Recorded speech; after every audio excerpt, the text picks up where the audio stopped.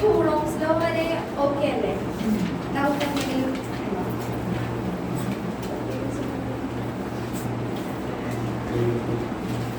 Okay അല്ലേ? Coulombs law വരെ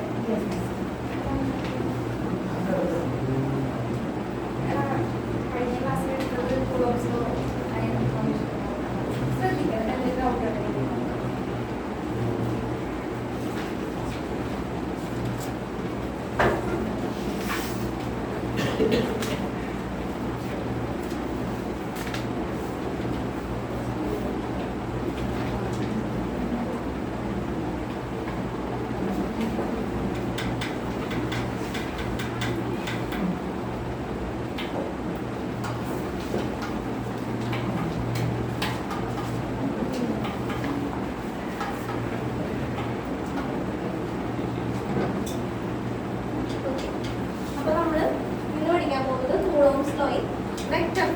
coulombs law എന്താണെന്ന് ക്ലിയർ ആണ്. എന്നാലും ഞാൻ ജസ്റ്റ് പറഞ്ഞുതരാം. നമുക്കറിയാം ഇപ്പൊ രണ്ട് ചാർജ് Q1 Q2 എന്ന് പറയുന്ന രണ്ട് ചാർജ് ഉണ്ട്. നമുക്ക് Q1 Q2 എന്ന് പറയുന്ന രണ്ട് ചാർജ് ഉണ്ട്. ഇതിനെ തമ്മിൽ സെപ്പറേറ്റ് ചെയ്യുന്ന ഡിസ്റ്റൻസ് R ആണ്. ഇതിന്റെ ഈ Q1 ന്റെയും Q2 ന്റെയും ഇടയിലുള്ള ഫോഴ്സ് അത് ചിലപ്പോൾ അട്രാക്റ്റീവ് ആയിരിക്കും അല്ലെങ്കിൽ റിപ്പൾസീവ് ആയിരിക്കും. ആ ഫോഴ്സ് എന്ന് പറയുന്നത് that is directly proportional to the product of the charge and inversely proportional to the square of distance between them. നമ്മുടെ ഇക്വേഷൻ പഠിച്ചത് ഇങ്ങനെയാണ്. F is equal to 1/4πε0 Q1 Q2 by R square. Okay, ഇത് ഓർമ്മയുണ്ടല്ലോ. നമ്മൾ ഇനി ചെയ്യാൻ പോകുന്നത് coulombs ലോയുടെ vector form ആണ്. അത് കഴിഞ്ഞിട്ട് നമുക്ക് ഇതിന്റെ ന്യൂമറിക്കൽസ് നോക്കാം. അരുന്ധതി ഓക്കെ അല്ലേ?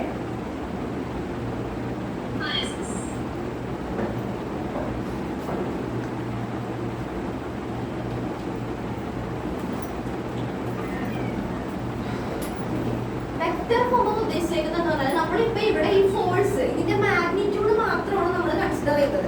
ഇപ്പൊ ഇതിന്റെ ഈ രണ്ട് ചാർജിന്റെ ഇടയിലുള്ള ഫോഴ്സ് അതിന്റെ മാഗ്നിറ്റ്യൂഡാണ് നമ്മൾ ജസ്റ്റ് എഴുതി വെച്ചേക്കുന്നത്. വെക്റ്റർ ക്വാണ്ടിറ്റി എന്ന് പറയുമ്പോൾ എന്താ? വെക്റ്റർ ജനറൽ ആയിട്ട് വെക്റ്റർ ക്വാണ്ടിറ്റി എന്ന് പറയുമ്പോൾ അതിന് എന്തൊക്കെ ഉണ്ടാവും?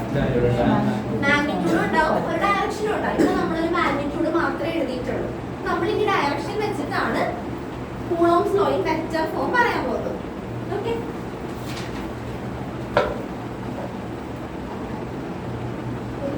ഞാൻ പറഞ്ഞു ഈ Q1 ന്റെയും Q2 ന്റെയും ഇടയിലുള്ള ഫോഴ്സ് എന്ന് പറയുന്നത് ചിലപ്പോൾ അട്രാക്റ്റീവ് ആയിരിക്കും അല്ലെങ്കിൽ റിപ്പൾസീവ് ആയിരിക്കും. ഫസ്റ്റ് നമ്മൾ കൺസിഡർ ചെയ്യാൻ പോകുന്ന കേസസ് എന്ന് പറഞ്ഞിട്ടുണ്ടെങ്കിൽ ലൈറ്റ് ചാർജ് എന്ന് പറയുമ്പോൾ എന്തായിരിക്കും?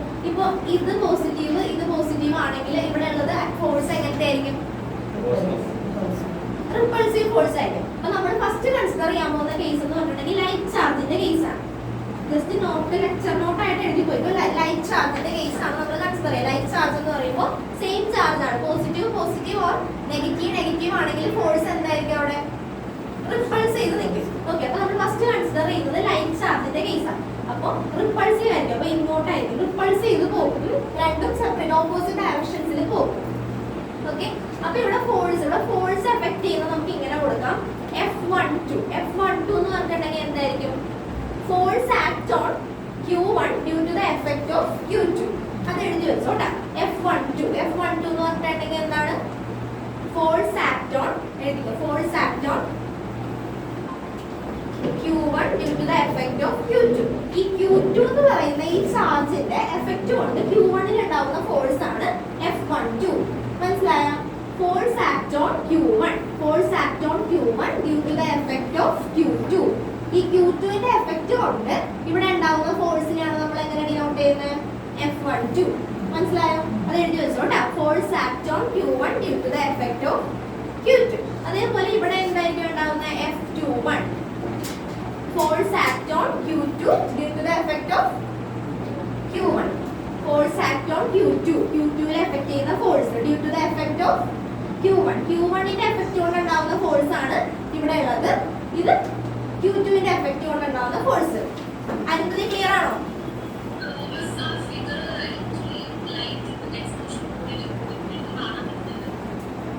ഇത് വരച്ചോ? Q1 Q2 ക്ലിയർ അല്ലേ?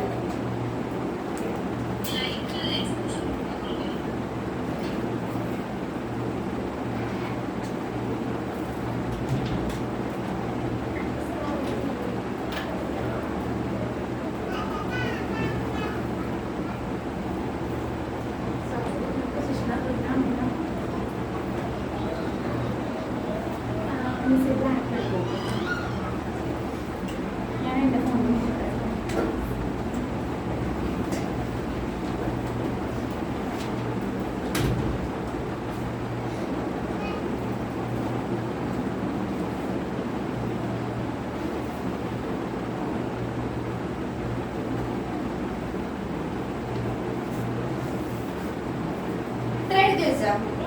F1 to F21 എന്താന്ന് ക്ലിയർ ആയല്ലോ, ഡൗട്ട് ഒന്നുമില്ലല്ലോ.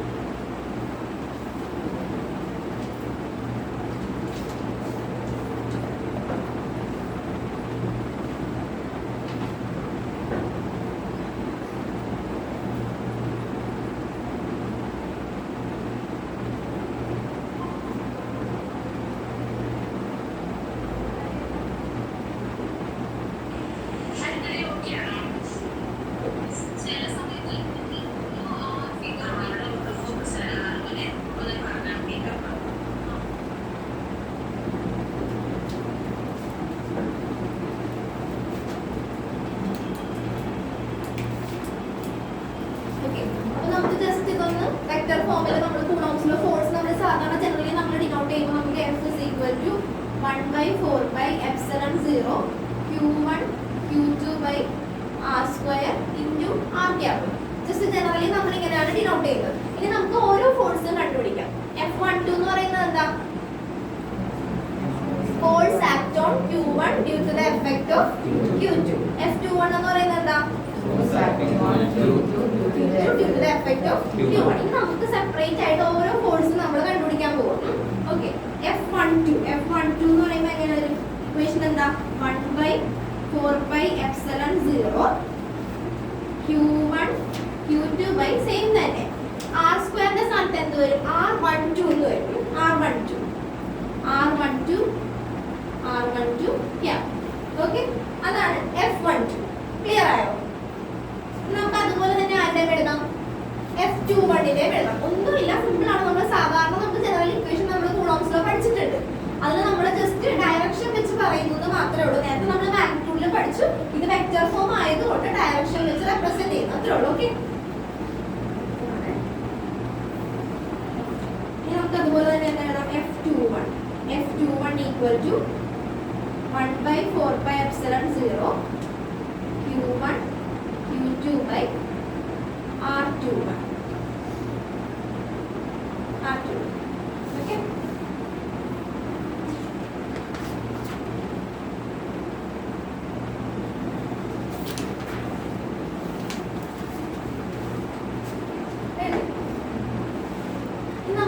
ഈ R12 എന്ന് പറയുന്ന ഡിസ്റ്റൻസ് എന്ന് പറഞ്ഞാലും R21 എന്ന് പറയുന്ന ഡിസ്റ്റൻസ്, R12 എന്ന് ഉദ്ദേശിച്ചിരിക്കുന്നത് ഇങ്ങോട്ടുള്ള ഡിസ്റ്റൻസും R21 എന്ന് ഉദ്ദേശിച്ചിരിക്കുന്നത് ഇങ്ങോട്ടുള്ള ഡിസ്റ്റൻസും, അത് ശരിക്കും ജനറലി നമ്മൾ ജസ്റ്റ് ഒന്ന് നോക്കുമ്പോൾ തന്നെ നമുക്ക് മനസ്സിലാവും അത് ശരിക്കും ഡിസ്റ്റൻസ്. സെന്ററിൽ നിന്ന് നോക്കാനാണെങ്കിൽ ഡിസ്റ്റൻസ് രണ്ടും എന്തായിരിക്കും? ഈക്വൽ ആയിട്ടാണ് കിടക്കുന്നത്. നമുക്ക് എഴുതാം R12 equal to R21. Okay, പക്ഷെ ഇവിടുത്തെ ഫോഴ്സിന്റെ ഡയറക്ഷൻ എങ്ങനെയാണ് നിൽക്കുന്നത്? രണ്ട് ഫോഴ്സും റിപ്പൾസീവ് ആണ്, അപ്പൊ ഓപ്പോസിറ്റ് ഡയറക്ഷനിലാണ് നിൽക്കുന്നത്. അതുകൊണ്ട് നമുക്കിവിടെ ഒരു മൈനസ് സൈൻ ഇട്ട് കൊടുക്കാം. ഇത് മൈനസ് സൈൻ റെപ്രസെന്റ് ചെയ്യുന്നത് എന്താ? ഈക്വൽ ആണ്, പക്ഷെ ഡയറക്ഷൻ എന്താണ്? രണ്ടിന്റെയും ഓപ്പോസിറ്റ് ആണ്. അതുപോലെ തന്നെ നമുക്ക് ഈ ഫോഴ്സും എഴുതും. F12 equal to F21. Okay, minus represent ചെയ്യുന്നത് ഡയറക്ഷൻ ഓപ്പോസിറ്റ് ആണ്. ക്ലിയർ ആണ്? ഡൗട്ട് ഉണ്ടോ?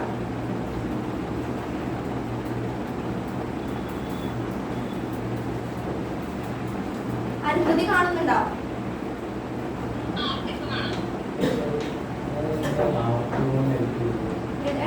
ഇപ്പൊ നമ്മൾ ഫോഴ്സിംഗ് ആണ് നമ്മൾ റെപ്രസെന്റ് ചെയ്യേണ്ടത്. അതിനുവേണ്ടി ഞാൻ ജസ്റ്റ് കാണിച്ചു എന്നുള്ള R21 F12 F21 ഈക്വൽ ആണെങ്കിൽ നമുക്ക് പറയാം R12 R21 അതുപോലെ തന്നെ എന്തായിരിക്കും? ഈക്വൽ ആയിരിക്കും. നെഗറ്റീവ് കാണിച്ചിരിക്കുന്നത് രണ്ടും ഓപ്പോസിറ്റ് ഡയറക്ഷനിൽ പോകുന്നു എന്ന് കാണിക്കാൻ വേണ്ടിയാണ് അങ്ങനെ കാണിച്ചിരിക്കുന്നത്. മനസ്സിലായോ? ഇനി നമുക്കിപ്പോ നമ്മൾ കൺസിഡർ ചെയ്ത ലൈറ്റ് ചാർജിന്റെ കേസ് അല്ലേ? ഇനി നമുക്ക് ലൈറ്റ് ചാർജിന്റെ കേസ് ഒന്ന് കൺസിഡർ ചെയ്ത് നോക്കാം.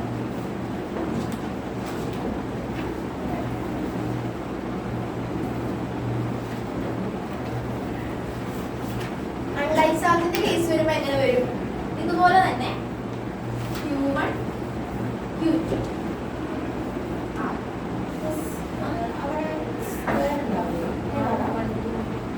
R12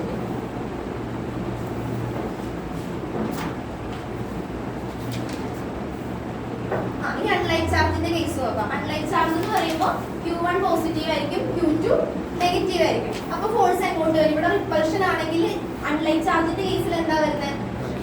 അട്രാക്ഷൻ വരും, ഫോഴ്സ് ഇങ്ങോട്ട് പോകും. ഇവിടെയും സെയിം തന്നെയാണ്, വ്യത്യാസമൊന്നുമില്ല. ഇവിടത്തെ നമ്മൾ ഇതുപോലെ തന്നെ നമ്മൾ കൂളംസിലോ എഴുതി ഇക്വേഷൻ വൈസ് നമ്മൾ എഴുതി വന്നാലും നമുക്ക് F12 equal to negative F21 എന്ന് തന്നെ കിട്ടും. ഇവിടെ നോക്കിയാലും ഡയറക്ഷൻ എപ്പോഴും എന്താണ്? Opposite direction. ലൈറ്റ് ചാർജിന്റെ കേസിൽ നോക്കിയാൽ റിപ്പൾസ് ചെയ്ത് ഓപ്പോസിറ്റ് ഡയറക്ഷനിൽ പോയി. അതുപോലെ തന്നെയാണ് അൺലൈറ്റ് ചാർജിന്റെ കേസിൽ എന്ത് തന്നെയാണ് നടക്കുന്നത്? ഓപ്പോസിറ്റ് ഡയറക്ഷനിൽ തന്നെയാണ് ഫോഴ്സ് പോകുന്നത്. അതാണ് Coulomb's law in vector form പറയുന്നത്. ഓക്കെ ആണോ? അൺലൈക്ക് ചാർജ് ജസ്റ്റ് ഒന്ന് നോട്ട് ചെയ്ത് വെച്ചാൽ മതി. നിങ്ങളൊന്ന് കൺക്ലൂഡ് ചെയ്ത് എഴുതിയാൽ മതി.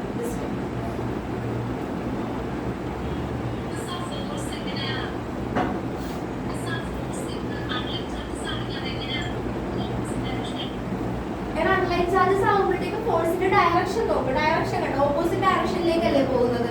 അട്രാക്ട് ചെയ്യും. പോസിറ്റീവ് നെഗറ്റീവും ആണ് വരുന്നതെങ്കിൽ ഫോഴ്സ് അട്രാക്ട് അല്ലേ ചെയ്യുന്നത്. അപ്പൊ അതിന്റെ ഡയറക്ഷൻ നോക്കുമ്പോഴത്തേക്കും ഒരെണ്ണം ഇങ്ങോട്ട് പറഞ്ഞാൽ ഇങ്ങനെയല്ലേ വരുന്നത്. ഡയറക്ഷൻ വൈസാ പറഞ്ഞത്.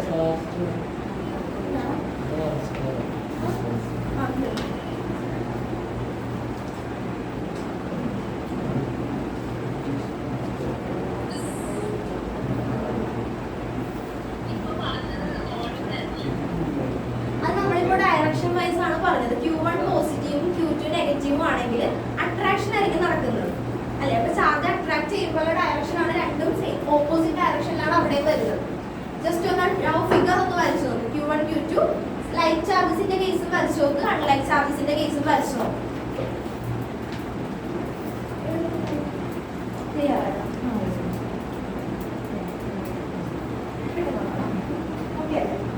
ആ രണ്ട് ഫിഗറും വരച്ചു വെച്ചേക്കെ.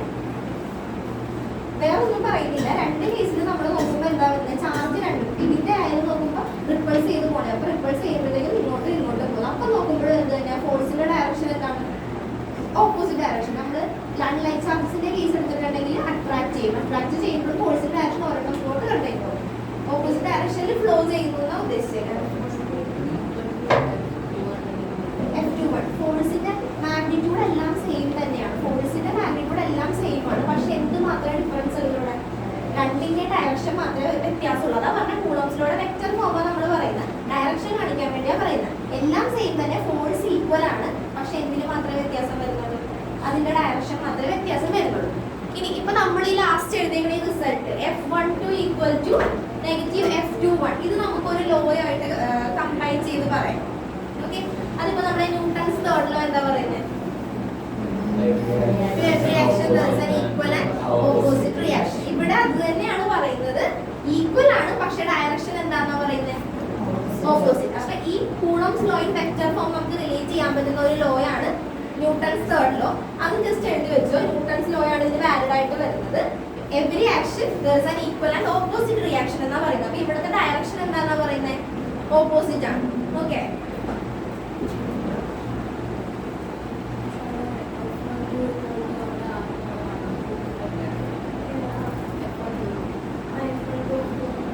അത് നോക്കണം. ഏത് വേണമെങ്കിലും പഠിച്ചാൽ മതി. ഇത് നോക്കണമെങ്കിൽ ഇത് എഴുതിയാൽ മതി. സെയിം തന്നെയാണ്, ജസ്റ്റ് വേറൊരു രീതിയിൽ പറഞ്ഞു തരുന്നത്. നോട്ട് എഴുതി വെച്ചോട്ടെ. ഞാൻ ആ മെറ്റീരിയലിൽ ഉള്ളതല്ല പറഞ്ഞേക്കണത്. അപ്പൊ ജസ്റ്റ് എഴുതിപ്പോ ഏതാണ് സിമ്പിൾ ആയിട്ട് തോന്നുന്നത് അത് നോക്കിയാൽ മതി. അപ്പൊ ഇത് മനസ്സിലായല്ലോ? ലോ ഏതാണെന്ന് മനസ്സിലായല്ലോ?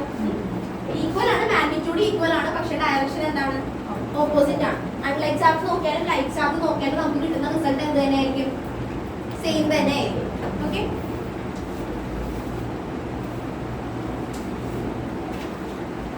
ഇങ്ങനെ മെറ്റീരിയൽ നോക്കിയോ? നമ്മൾ കൂളംസിലൂടെ പ്രോപ്പർട്ടീസ് നോക്കാം, ക്യാരക്ടറിസ്റ്റിക്സ് നോക്കാം.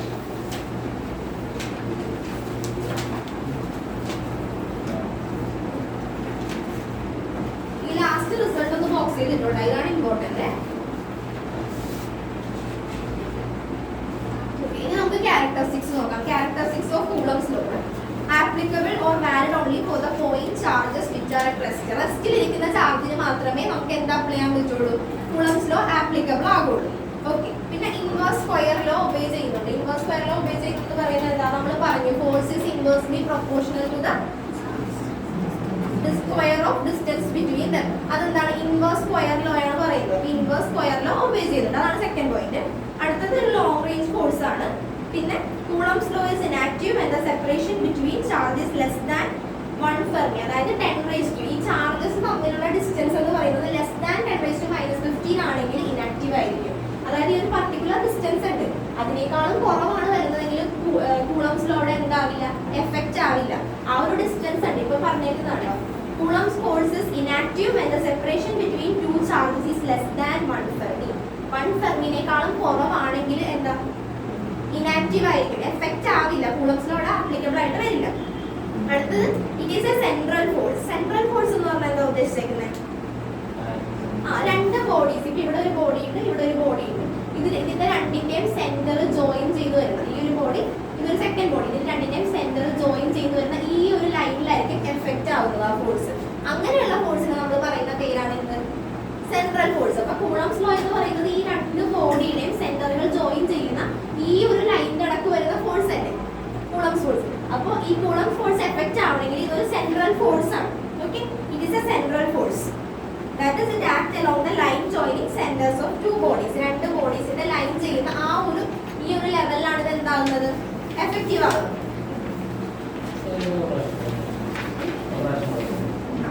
എടാ കൂളംസ് ലോ എന്ന് പറഞ്ഞിട്ടുണ്ടെങ്കിൽ സെൻട്രൽ ഫോഴ്സ് ആണെന്നാ പറയുന്നത്. സെൻട്രൽ ഫോഴ്സ് എന്ന് പറഞ്ഞിട്ട് അത്രേ ഉള്ളൂ.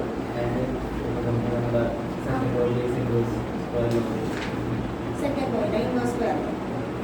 ഇൻവേഴ്സ് സ്ക്വയർ ലോ എന്ന് പറഞ്ഞിട്ടുണ്ടെങ്കിൽ നമ്മൾ ചെറിയ ക്ലാസ്സിലൂടെ പഠിക്കണം. ഇൻവേഴ്സ് സ്ക്വയർ ലോ എന്ന് പറഞ്ഞിട്ടുണ്ടെങ്കിൽ ഒരു ഫോഴ്സ്, അതിപ്പോ ഇൻവേഴ്സ്ലി പ്രൊപ്പോർഷണൽ ടു, ഇപ്പോൾ രണ്ട് ബോഡീസ് തമ്മിൽ സെപ്പറേറ്റ് ചെയ്യുന്ന ഡിസ്റ്റൻസ് ആണെങ്കിൽ inversely proportional to square of distance between. നമ്മളിപ്പോൾ യൂണിവേഴ്സൽ ലോ ഓഫ് ഗ്രാവിറ്റേഷൻ ഒക്കെ പഠിക്കുന്നത് ആ ഫോഴ്സ് എന്ന് പറയുന്നത് square of distance, inversely proportional to square of distance ആയിരിക്കും. അത് തന്നെ അതും ഇവിടെ എഫക്റ്റ് ആകുന്നത് തന്നെ പറഞ്ഞിട്ടുള്ളൂ. ഇൻവേഴ്സ് സ്ക്വയർ ലോ എന്ന് പറയുന്ന ഒരു ലോ ആണ്, അത് ആപ്ലിക്കബിൾ ആണെന്നാണ് പറഞ്ഞത്.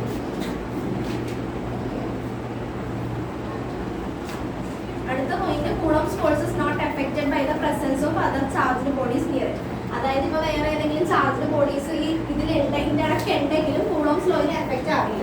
പിന്നെ പറയുന്നത് Newton's third law of motion നമ്മൾ പറഞ്ഞു, ഓപ്പോസിറ്റ് ആയിരിക്കും, ഈക്വൽ ആയിരിക്കും.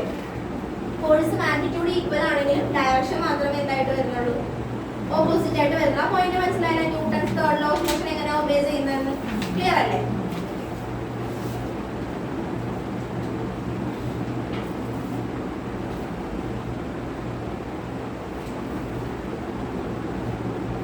നമുക്ക് ന്യൂമറിക്കൽ ചെയ്തോ.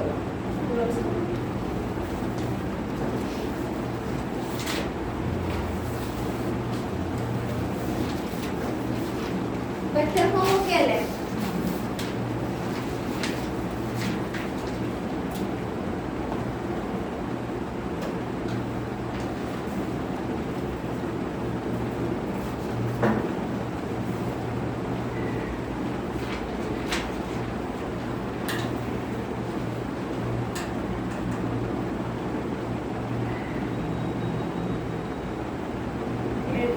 What is the force between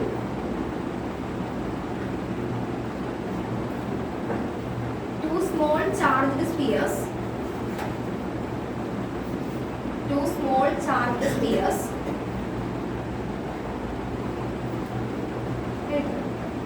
അനുമതി എഴുതിയോ? having charges of 2 into 10 raised to minus 7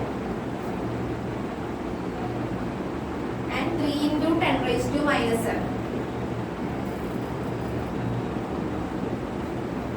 Placed 30 centimeter apart in air. 30 centimeter apart in air.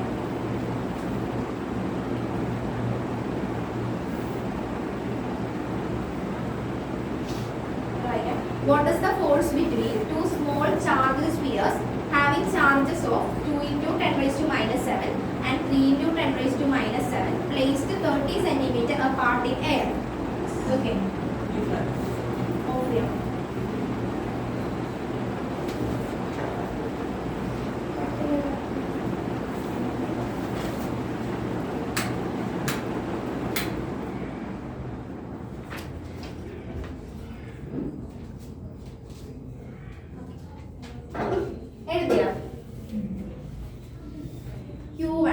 നമുക്ക് കിട്ടിയിരിക്കുന്ന ചാർജസ് ഏതൊക്കെയാണ്? Q1 equal to 2 into 10⁻⁻7 coulomb, Q2 equal to 3 into 10⁻⁻7 coulomb. Okay, ഇനി നമുക്ക് തന്നിരിക്കുന്ന distance R equal to 30 centimetre. ഇത് just direct ആണ്, വേറെ ഒന്നും ചെയ്യാനില്ല, ഫോഴ്സ് കണ്ടുപിടിക്കാനാണ് പറഞ്ഞേക്കുന്നത്. ഡയറക്റ്റ് ക്വസ്റ്റ്യൻ ആണ്. F ഈക്വൽ ടു നമ്മുടെ ഇക്വേഷൻ എന്താ? F ഈക്വൽ ടു പറഞ്ഞേ 1/4π epsilon 0 Q1 Q2 by R square. എല്ലാം തന്നിട്ടുണ്ട്, ജസ്റ്റ് സബ്സ്റ്റിറ്റ്യൂട്ട് ചെയ്ത് കണ്ടുപിടിച്ചാൽ മാത്രം മതി.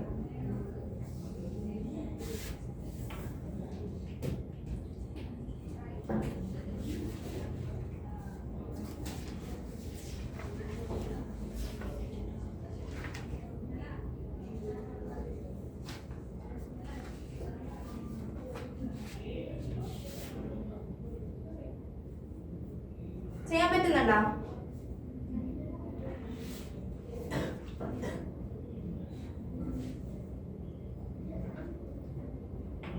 വൺ ബൈ 4π എപ്സിലോൺ 0ന്റെ വാല്യൂ അറിയാലോ, 9 ഇൻറ്റു 10⁻⁹. അത് ഡയറക്റ്റ് സബ്സ്റ്റിറ്റ്യൂട്ട് ചെയ്ത് കൊടുത്താൽ മതിയേ.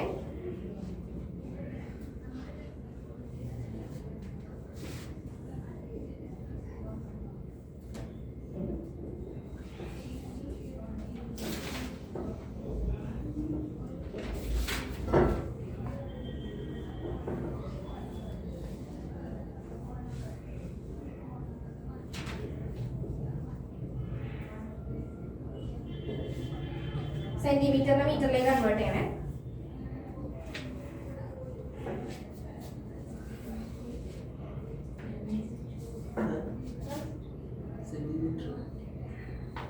Centimetre 30 into 10⁻⁻2 metre.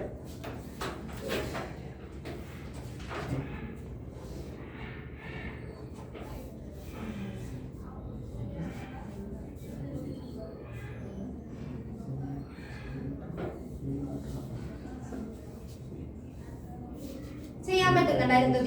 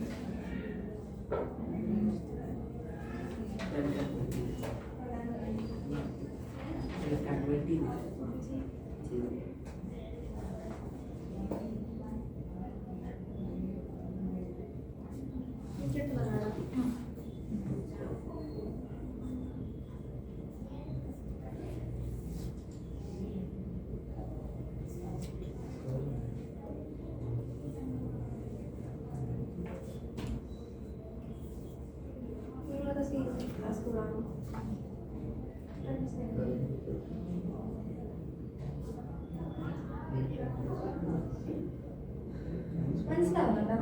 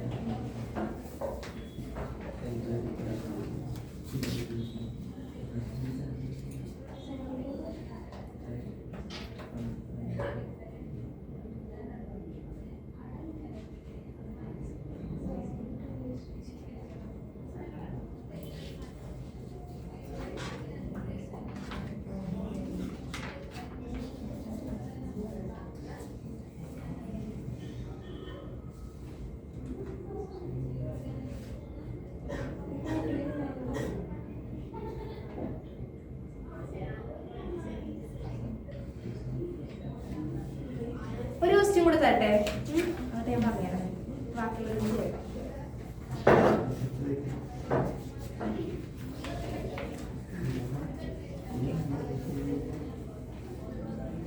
When the electrostatic force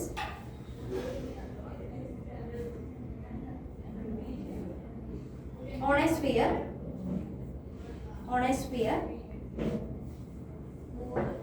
having charge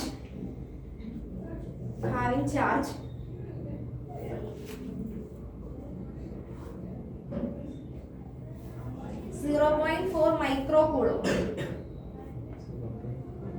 മൈക്രോകൂളോമിനെ കൂളോമിലേക്ക് convert ചെയ്യുമ്പോൾ into 10⁻⁻6 0.4 microcoulomb by another sphere of charge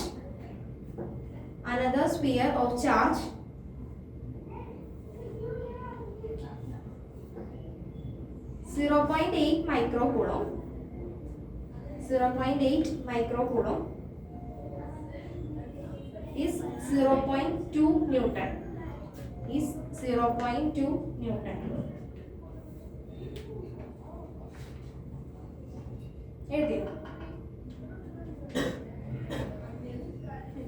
The distance between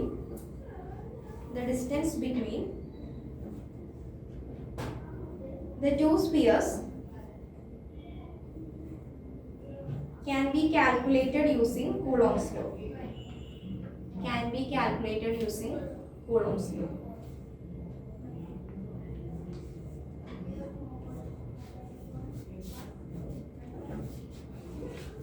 ഇവിടെ നമുക്ക് Q1 തന്നിട്ടുണ്ട്, Q2 തന്നിട്ടുണ്ട്.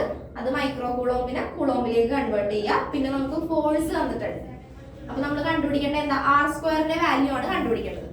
R² കണ്ടുപിടിച്ചു.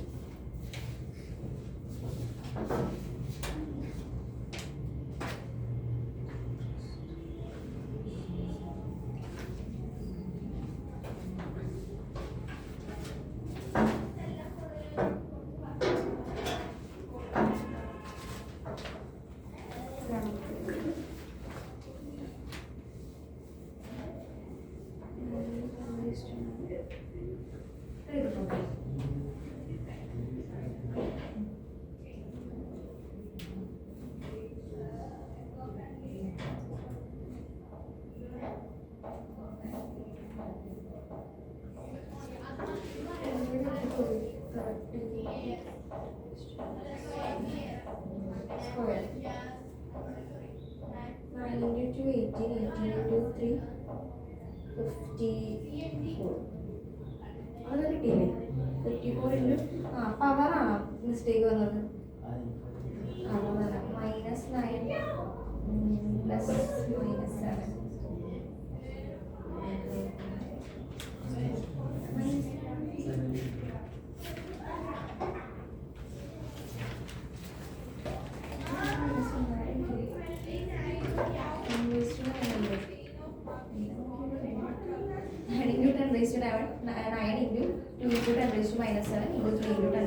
സബ്സ്റ്റിറ്റ്യൂട്ട് ചെയ്ത് നമ്മൾ എന്താ ചെയ്യുക? ഇത് നമ്മൾ മൾട്ടിപ്ലൈ ചെയ്യുക. 9 into 2 18 18 into 3 54. അതൊക്കെ കറക്റ്റാണ്. പിന്നെ നമ്മൾ പവേഴ്സ് എന്ത് ചെയ്യുക? പവേഴ്സ് ആഡ് ചെയ്യണം, എല്ലാം കൂടി ആഡ് ചെയ്യണം. ഓക്കെ, അപ്പോൾ 9 plus -7 9 plus -7 എന്ന് പറയുമ്പോൾ 2 പ്ലസ് ബാക്കി ആരായുള്ള 9 plus -7 2 കിട്ടി. പിന്നെ ആരായുള്ള -7 2 plus -7 എന്ന് പറയുമ്പോൾ -5 54 into 10⁻⁻5 ഡിവൈഡഡ് ബൈ പിന്നെ 30 സ്ക്വയർ 9 10⁻⁻2 10⁻⁻2 സ്ക്വയർ അപ്പോൾ 10⁻�4. അപ്പോൾ ഇതെന്താവും? ഇനി ഇങ്ങോട്ട് പോകുമ്പോഴത്തേക്കും 54 into 10⁻⁻1 ഡിവൈഡഡ് ബൈ 9 0.06 into 10⁻⁻1. മനസ്സിലായോ? മിസ്റ്റേക്ക് പറ്റിയെന്ന് വെച്ചാൽ ഈ പവർ ആഡ് ചെയ്തത് തെറ്റിപ്പോയി. Okay,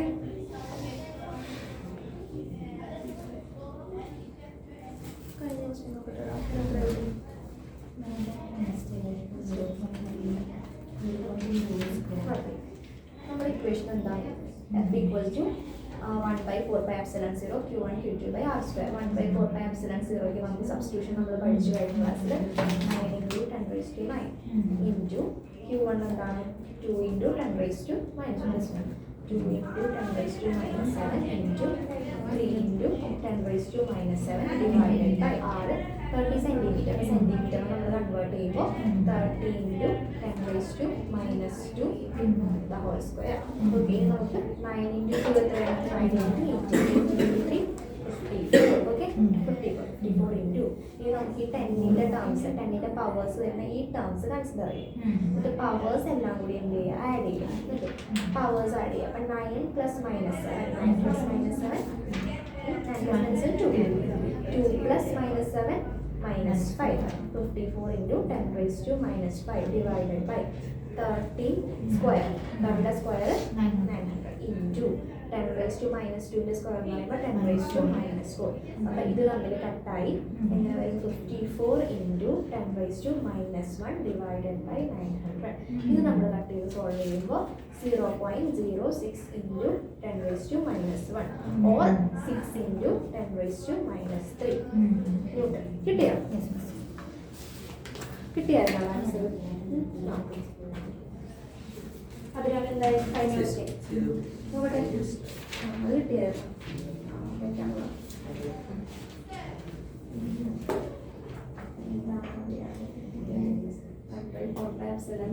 Q1 Q2 by R square അല്ലേ? 1/4 epsilon 0 വാല്യൂ എന്താണെന്ന് പഠിച്ചാൽ 9 into 10 raised to 9 into Q1 എന്താ പഠിച്ചത്? Q1 ഇവിടെ എഴുതി വെച്ചത് എന്താ? 2 into 10 raised to minus 7 into 3 into 10 raised to minus 7 divided by 30 into 10 raised to minus 2 whole square. 9 into 2 whole square ഇട്ടില്ല അല്ലേ? 9 into 18 into 3 എന്ന് പറയുന്നത് 54 into പവേഴ്സ് ആഡ് ചെയ്യാനൊക്കെ അറിയാമല്ലോ.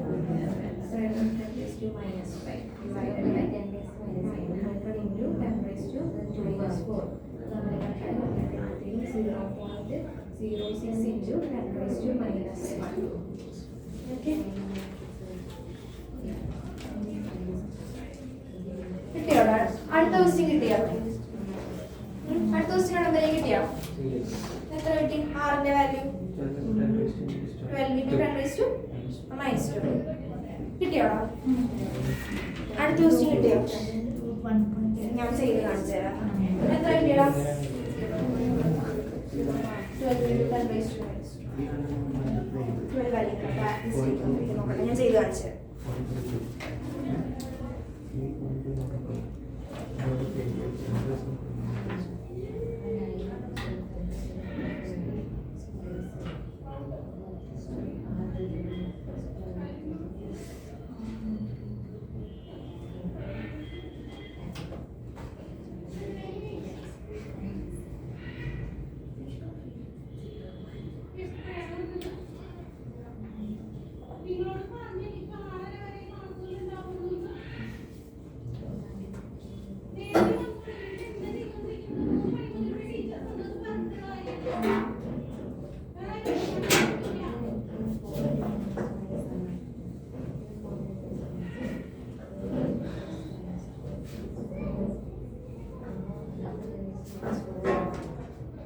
അരുന്ധതി കിട്ടിയോ? ഫസ്റ്റ് ആൻസർ എത്ര കിട്ടി? കിട്ടിയോ? ആ ഓക്കെ ഓക്കെ. സെക്കൻഡ് വൺ കിട്ടിയോ? 12 into 10 raised to minus 2. എവിടെ മിസ്റ്റേക്ക് ആ മൈനസ് 2 അതന്നെയല്ലേ? 0. ആ പോയിന്റ് കിട്ടിയോ? കറക്റ്റ് കിട്ടിയോടാ? കറക്റ്റോ?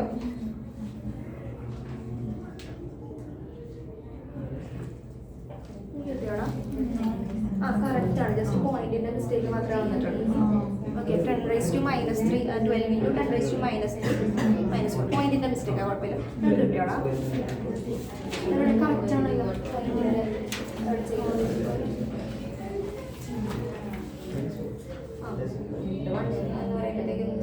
ഇതെന്ന് പറഞ്ഞിട്ടുണ്ടെങ്കിൽ 144 into 10 raised to minus 4 അല്ലേ കൊടുത്തിട്ടേക്കുന്നത്? അത് തന്നെയല്ലേ ഇത്? അപ്പോൾ അപ്പോൾ R equal to R square equal to 144 into 10 raised to minus 4 ആണെങ്കിൽ നമ്മൾ R എടുക്കുമ്പോൾ root of 144 into 10 raised to minus 4, that is 12 into 10 raised to minus 2. Okay? കിട്ടിയില്ലേ? ഡൗട്ട് ഉണ്ടാകും.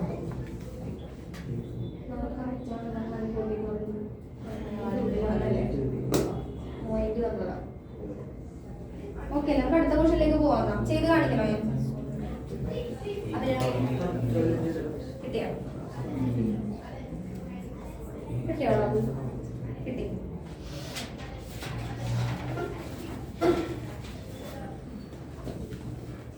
ഇങ്ങനത്തെ ക്വസ്റ്റ്യൻസ് ഒന്ന് പ്രാക്ടീസ് ചെയ്ത് നോക്കട്ടെ.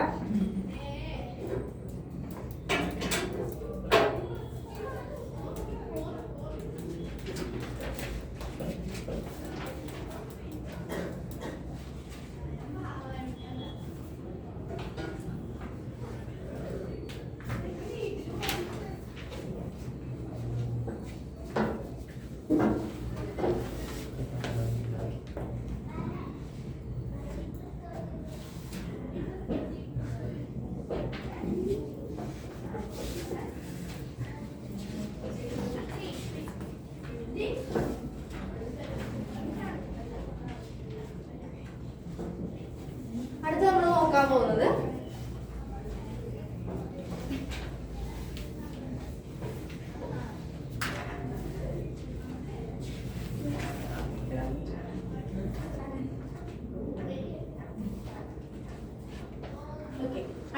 Force between multiple charges. ഇപ്പൊ നമ്മൾ പഠിച്ച കൂളോംസ് ലോയിലൊക്കെ നമ്മൾ പഠിച്ചത് 2 ചാർജസിന്റെ കേസാണ് അല്ലെ. ഇനി 2ൽ കൂടുതൽ ചാർജസ് വന്നിട്ടുണ്ടെങ്കിൽ അതിന്റെ ഫോഴ്സ് എങ്ങനെ വരും എന്നാണ് നമ്മൾ നോക്കാൻ പോകുന്നത്. അപ്പൊ നമുക്ക് ഇവിടെ ഒരു പോയിന്റ് ചാർജ് Q1 കൺസിഡർ ചെയ്ത് Q2, Q3, Q4, Q5 പിന്നെ കുറെ ചാർജസ് നമ്മൾ കൺസിഡർ ചെയ്തു. ഇനി നമ്മൾ നോക്കാൻ പോകുന്നത് ഈ Q2 കൊണ്ട് Q1 ഉണ്ടാവുന്ന ഫോഴ്സ്, Q4 കൊണ്ട് Q1 ഉണ്ടാവുന്ന ഫോഴ്സ്, Q5 കൊണ്ട് Q1 ഉണ്ടാവുന്ന ഫോഴ്സ്, Q3 ഇങ്ങനെ മൾട്ടിപ്പിൾ ചാർജസ് ഈ Q1 എഫക്ട് ചെയ്യുമ്പോഴുള്ള ടോട്ടൽ ഫോഴ്സ് ആണ് നമ്മൾ എന്ത് ചെയ്യാൻ പോകുന്നത്, കണ്ടുപിടിക്കാൻ പോകുന്നത്. കൺസെപ്റ്റ് ക്ലിയർ ആയോ? ഫോഴ്സസ് ബിറ്റ്വീൻ മൾട്ടിപ്പിൾ ചാർജ്, ഈ Q1 എഫക്ട് ചെയ്യുന്ന മൾട്ടിപ്പിൾ ചാർജ് അതാണ് നമ്മൾ ഇവിടെ കണ്ടുപിടിക്കാൻ പോകുന്നത്. അപ്പൊ നമുക്ക് ഓരോ ചാർജസും കണ്ടുപിടിക്കണം.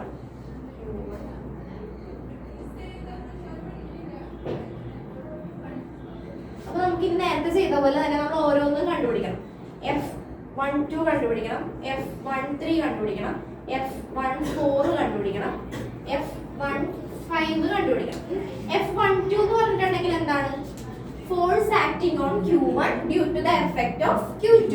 ഈ Q2 എന്ന് പറയുന്ന ഈ ചാർജ് കൊണ്ട് Q1 ൽ ഉണ്ടാവുന്ന ഫോഴ്സ് ആണ് force acting on Q1 due to the effect of Q2. ഇനി F13 എന്ന് പറയുന്നത് എന്താ? Force acting on Q1 due to the effect of Q3. ഇനി F14 എന്ന് പറയുമ്പോൾ force acting on Q1 due to the effect of Q4. അതാണ് നമ്മൾ ഇനി കണ്ടുപിടിച്ച് ഇതിന്റെ സം ചെയ്ത് കഴിയുമ്പോൾ നമുക്ക് ടോട്ടൽ ഫോഴ്സ് ഈ Q1 ൽ എത്രയാണ് എഫക്ട് ചെയ്യുന്നത് നമുക്ക് കിട്ടും. ഓക്കെ, അതാണ് നമ്മൾ കണ്ടുപിടിക്കാൻ. അപ്പൊ നമുക്ക് ഓരോന്നിന്റെയും എക്സ്പ്രഷൻ എഴുതാം. F12 എന്ന് പറയുമ്പോൾ എങ്ങനെ വരും? 1/4πε0 Q1 Q2 by R എങ്ങനെ വരും? R12 into R12 ഓരോന്നും എഴുതിക്കോ. 1/4πε0 Q1 ഇവിടെ എങ്ങനെ വരും? 1/4πε0 Q1 Q3 R13 സ്ക്വയർ. അങ്ങനെ ഓരോന്നും എഴുതിക്കേ. യൂണിറ്റ് വെക്ടർ കാണിക്കാൻ വേണ്ടി നമ്മുടെ ഡയറക്ഷൻ അല്ലേ കാണിക്കുന്നത്, അതുകൊണ്ട് വെക്ടർ നമ്മൾ റെപ്രസെന്റ് ചെയ്യുമ്പോൾ എപ്പോഴും യൂണിറ്റ് വെക്ടർ എടുക്കും.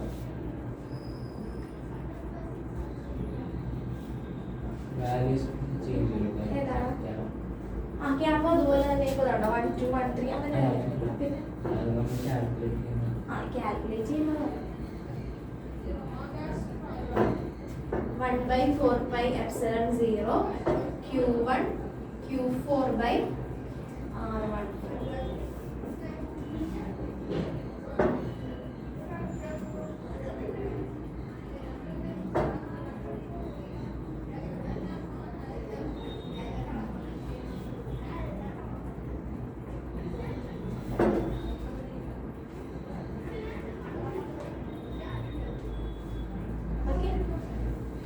ഓക്കെ അല്ലേ?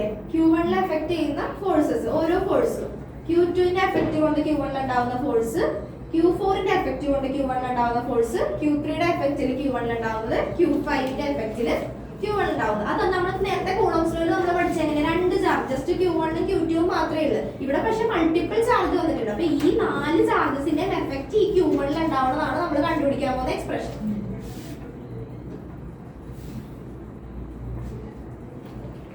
നമുക്ക് എന്ത് കണ്ടുപിടിക്കാം? നമുക്ക് F12, F13, F14, F15 കിട്ടിയിട്ടുണ്ട്. ഇനി നമുക്ക് എന്ത് കണ്ടുപിടിക്കാം? Total force acting on Q1. Total force acting on Q1.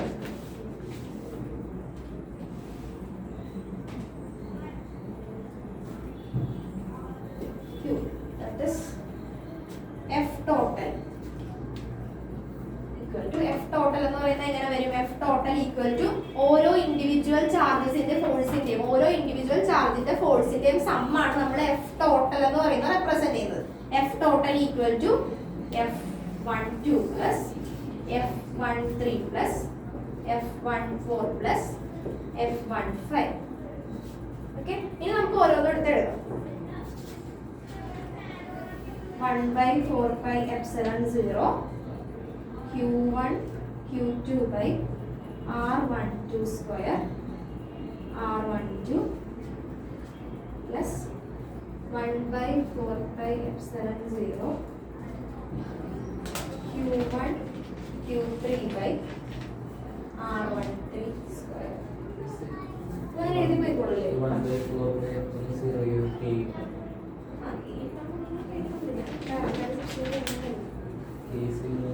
ഇപ്പൊ നമ്മളൊരു എക്സ്പ്രഷൻ കണ്ടുപിടിക്കാൻ പോണില്ല, അതുകൊണ്ടാണ് നമ്മളിപ്പോ ന്യൂമറിക്കൽ ചെയ്യുമ്പോഴത്തേക്കും കൂടുതൽ ഈസി ആകാൻ വേണ്ടിയാണ് നമ്മൾ കേസ് സബ്സ്റ്റിറ്റ്യൂട്ട് ചെയ്ത് വാല്യൂ പറയുന്നത്.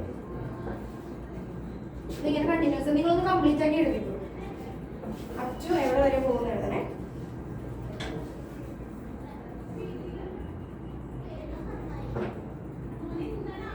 അരുപത് എഴുതുന്നുണ്ടോ? കിട്ടുന്നുണ്ടോ?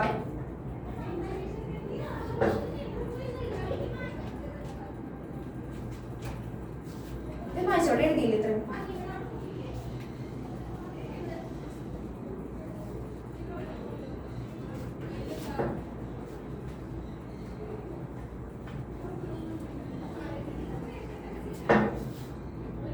ഇനി നമുക്ക് 1/4 pi epsilon 0 Q1 common outside എടുക്കാം. Q2 divided by R12 square.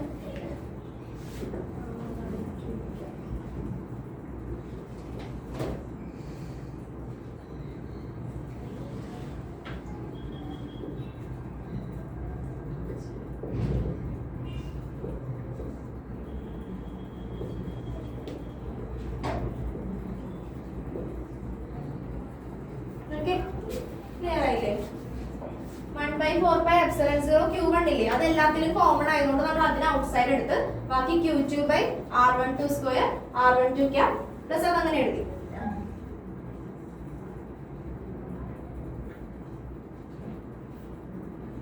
ഇനി നമുക്ക് F ടോട്ടലിനെ ജനറലി റെപ്രസെന്റ് ചെയ്യാം. F total equal to Q1 by 4 pi epsilon 0. നമുക്ക് ഇതിനെ ജസ്റ്റ് നമുക്ക് സമ്മേഷൻ ചെയ്ത് എഴുതാം. സ്റ്റാർട്ട് ചെയ്യുന്നത് 2 ന്ന് സ്റ്റാർട്ട് ചെയ്യുന്നത് ജസ്റ്റ് നമ്മൾ സം ചെയ്ത് എഴുതണം. ഇതെല്ലാം എഴുതണം. നമുക്ക് ജസ്റ്റ് സം ചെയ്ത് I equal to 2 ന്ന് സ്റ്റാർട്ട് ചെയ്ത് എവിടെ വരെ ഉണ്ട്? n വരെ ഉണ്ട്. up to n Qi by R1I square into R1I cap. Okay, ഇതാണ് ഫോഴ്സസ് ബിറ്റ്വീൻ മൾട്ടിപ്പിൾ ചാർജസിന്റെ എക്സ്പ്രഷൻ.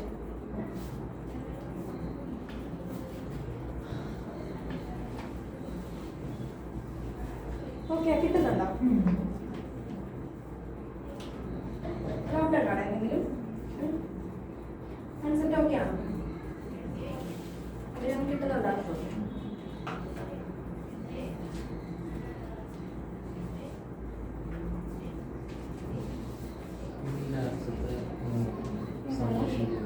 ഇത് നമ്മളിങ്ങനെ ഇതെല്ലാം കൂടെ എഴുതുന്നതിന് പകരം നമ്മൾ ജസ്റ്റ് ഇതിനൊന്ന് സം ചെയ്ത് എഴുതിയേക്കാം. Summation equation i equal to എവിടെ തൊട്ടുണ്ട് സ്റ്റാർട്ട് ചെയ്തത് ഇനിയുള്ളത് 2 തൊട്ട് അപ് ടു എവിടെ വരെ പോകുന്നുണ്ട് n വരെ പോകുന്നുണ്ട്. i equal to 2 to n വരെ പോകുന്നുണ്ട്. q i എന്ന് റെപ്രസെന്റ് ചെയ്ത് ഇതിനെല്ലാത്തിനും ഇപ്പൊ Q3 Q4 Q5 നമ്മൾ എഴുതുന്നതിന് പകരം അതിന് നമ്മൾ i എന്ന് റെപ്രസെന്റ് ചെയ്ത് R1i 1 നമ്മൾ അങ്ങനെ തന്നെ കൊടുത്ത് ബാക്കി 3 to n വരെ പോകാം. അത് നമ്മൾ i സ്ക്വയർ എന്ന് റെപ്രസെന്റ് ചെയ്ത് പിന്നെ R1 മനസ്സിലായോ?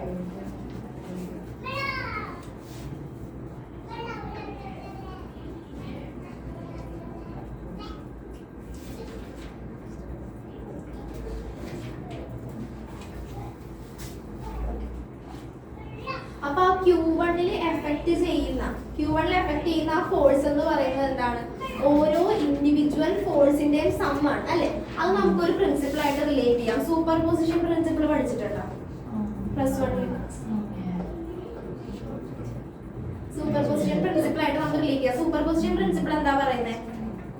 ഓർമ്മയുണ്ടോ? സൂപ്പർ പൊസിഷൻ പ്രിൻസിപ്പിൾ വേവ്സിലൊക്കെ പഠിച്ചിട്ടുണ്ടോ? ഇല്ലേ, വേവ്സിലൊക്കെ പഠിച്ചിട്ടില്ലേ? ജനറലി പ്രിൻസിപ്പിൾ എന്താണെന്ന് അറിയാലോ. എന്താ പറയുന്നത്? ഇപ്പൊ net force experienced by a body is the sum of individual. ഇപ്പൊ ഒരു net charge experienced by the body Q1 is the sum of Q1 is equal to sum of individual charge. ഇപ്പൊ Q1 എന്ന് പറയുന്ന ചാർജിന്റെ sum that is equal to ഓരോ individual charge. ഇപ്പൊ നമ്മൾ Q2 Q3 Q4 എന്ന് എഴുതിയില്ലേ? അപ്പൊ ഈ Q1 ന്റെ സം എന്ന് പറയുന്നത് that's equal to ഓരോ ഇൻഡിവിജ്വൽ ചാർജിന്റെയും സമ്മിനോട് ഈക്വൽ ആണ്. അതാണ് നമ്മൾ സൂപ്പർ പൊസിഷൻ പ്രിൻസിപ്പിൾ പഠിച്ചത്. അത് നിങ്ങളുടെ ആ ഒരു ബുക്ക്ലെറ്റിൽ ഇല്ല, അപ്പൊ ജസ്റ്റ് വേണമെങ്കിൽ എഴുതി വെച്ചു. Super position principle, according to superposition principle, the net force Arundhati clear ആയോ? The net force experienced on a point charge is the vector sum of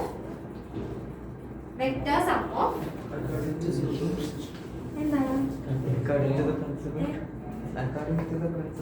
The net force experienced on a point charge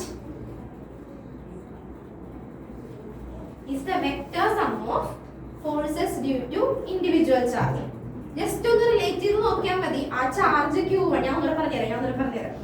charge Q1 എന്ന് പറയുന്നത് ആ charge total charge Q എന്ന് പറയുന്നത് എന്താ? That is equal to ഓരോ ചാർജിന്റെയും some ആണ്. അതാണ് super position principle പറയുന്നത്. എവിടെ വരെ എഴുതിയായിരുന്നു? The net force experienced on a point charge is the vector sum of the forces due to individual charge.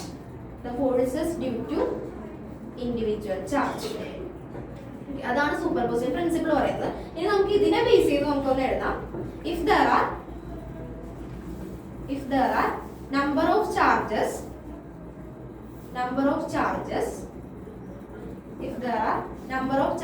Q1 Q2 Q3 up to Qn,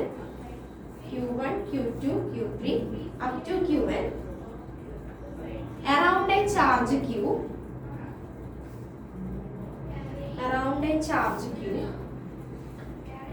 according to the superposition principle,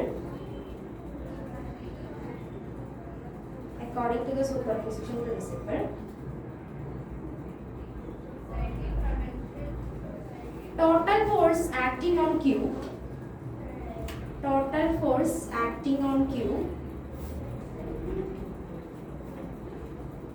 is the vector sum of forces on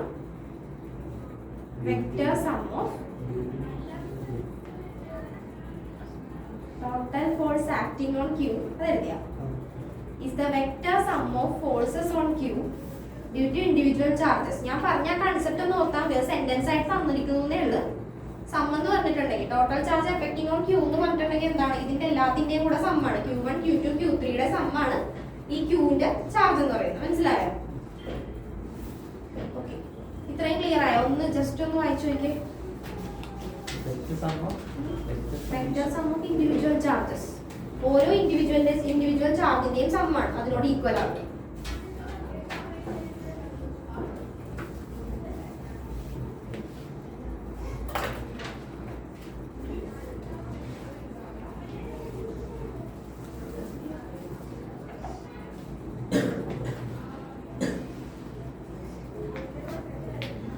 just ഒന്ന് വേഗം ഒന്ന് വായിച്ചു വിട്ടു അടുത്ത ടോപ്പിക്കിലേക്ക് പോകുന്നു. ബുക്കിലെത്തി കിട്ടിയിട്ടില്ല just ഒന്ന് കാണിച്ചു കൊടുക്കാം.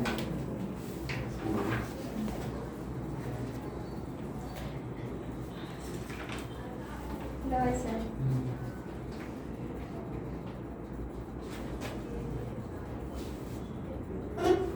മൾട്ടിപ്പിൾ ചാർജസ് ഓക്കെ അല്ലേ? ക്ലിയർ അല്ലേ? ഡൗട്ട് ഒന്നും ഇല്ലല്ലോ? ഇന്ന് തന്നെ ഒന്ന് ചെയ്ത് നോക്കണേ വീട്ടിൽ പോയിട്ട്. ജസ്റ്റ് ഒന്ന് ചെയ്ത് നോക്കിയിട്ടുണ്ടെങ്കിൽ പിന്നെ ചെയ്യേണ്ട ആവശ്യം ഉണ്ടാവില്ല.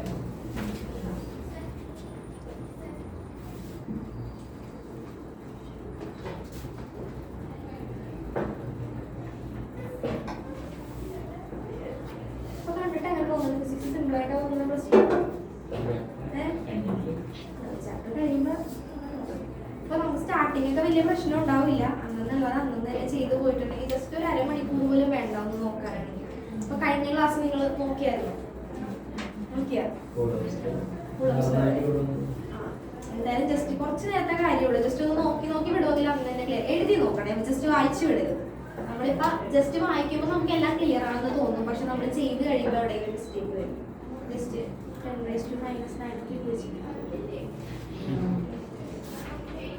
അടുത്തതിലേക്ക് പോവാം.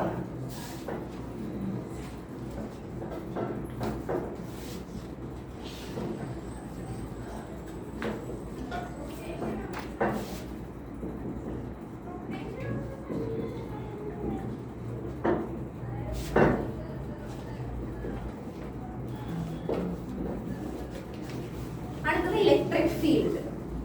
ഇലക്ട്രിക് ഫീൽഡ് എന്ന് പറഞ്ഞാൽ എന്താ? നമ്മൾ നേരത്തെ തൊട്ട് കേൾക്കുന്ന ഇലക്ട്രിക് ഫീൽഡ്, മാഗ്നറ്റിക് ഫീൽഡ് എന്നൊക്കെ പറഞ്ഞ് നമ്മൾ കേൾക്കുന്നുണ്ട്. അതെന്താ? ഇലക്ട്രിക് ഫീൽഡ് എന്ന് പറഞ്ഞാൽ ഇപ്പൊ നമുക്ക് ഒരു ഇലക്ട്രിക് ചാർജ് ഉണ്ട്, ഒരു പോയിന്റ് ചാർജ് ഉണ്ട്. ആ ഒരു ചാർജ് എഫക്ട് ചെയ്യുന്ന ആ റീജിയനാണ് നമ്മൾ എന്തെന്ന് പറയാ? ഇലക്ട്രിക് ഫീൽഡ് എന്ന് അത്രേ ഉള്ളൂ. ജസ്റ്റ് ഒരു പോയിന്റ്, ഒരു ചാർജ് ക്യൂ, ഈ ചാർജിന്റെ പ്രോപ്പർട്ടീസ് എഫക്ട് ചെയ്യുന്ന ഒരു റീജിയൻ ഉണ്ടാവും. ഇതിന് ചുറ്റുമായിരിക്കും ആ ഒരു ചാർജിന്റെ എഫക്ട് ഉണ്ടാവുന്നത്. ആ റീജിയനെ നമ്മൾ പറയുന്ന പേരാണ് ഇലക്ട്രിക് ഫീൽഡ്. എഴുതിക്കോ. The space around a region where its effect can be felt is called electric field.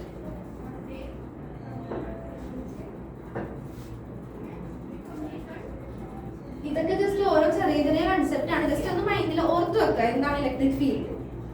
ഒരു ചാർജ് ഉണ്ട്, ആ ചാർജിന് ചുറ്റുമുള്ള റീജിയൻ, ഈ ചാർജിന്റെ എഫക്റ്റ് ഉണ്ടാവുന്ന റീജിയൻ, അതിനെ നമ്മൾ പറയുന്ന പേരാണ് electric field. The space around a region where its effect can be felt is called electric field. അടുത്തത് ജസ്റ്റ് ഒന്ന് ശ്രദ്ധിച്ചിരുന്നാൽ മതി, എഴുതിയൊന്നും വെക്കണ്ട. ടെസ്റ്റ് ചാർജ് എന്ന് പറയുന്ന കൺസെപ്റ്റ്. ടെസ്റ്റ് ചാർജ് എന്ന് പറഞ്ഞിട്ടുണ്ടെങ്കിൽ ഇവിടെ നമുക്കിപ്പോ ഒരു ചാർജ് ഉണ്ട്, ക്യൂ എന്ന് പറയുന്നത് നമുക്കൊരു സോഴ്സ് ചാർജ് ഉണ്ട്, ഒരു ചാർജ് ഉണ്ട്. ഈ ചാർജ് എഫക്ട് ചെയ്യുന്ന ഒരു റീജിയൻ നമ്മൾ പറഞ്ഞു ഇലക്ട്രിക് ഫീൽഡ് എന്ന് നമ്മൾ പറഞ്ഞു. ഈ ചാർജ് എഫക്ട് ചെയ്യുന്ന റീജിയനിൽ ഈ റീജിയനിൽ വരുന്ന ഒരു ചെറിയ പോസിറ്റീവ്, ടെസ്റ്റ് പോസിറ്റീവ് ചാർജ്, ചെറിയ ഒരു എമൗണ്ട് ഓഫ് ചാർജിനെയാണ് നമ്മൾ എന്തെന്ന് പറയാ? ടെസ്റ്റ് ചാർജ് എന്ന് പറയുന്നത്.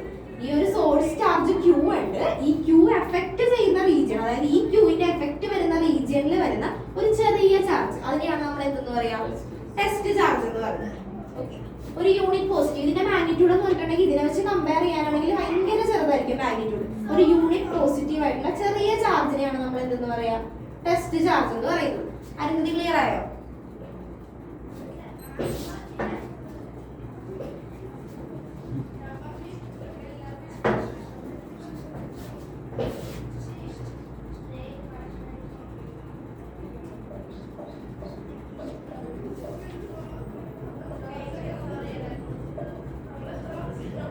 ഇനി ഇലക്ട്രിക് ഫീൽഡ് ഇന്റൻസിറ്റി.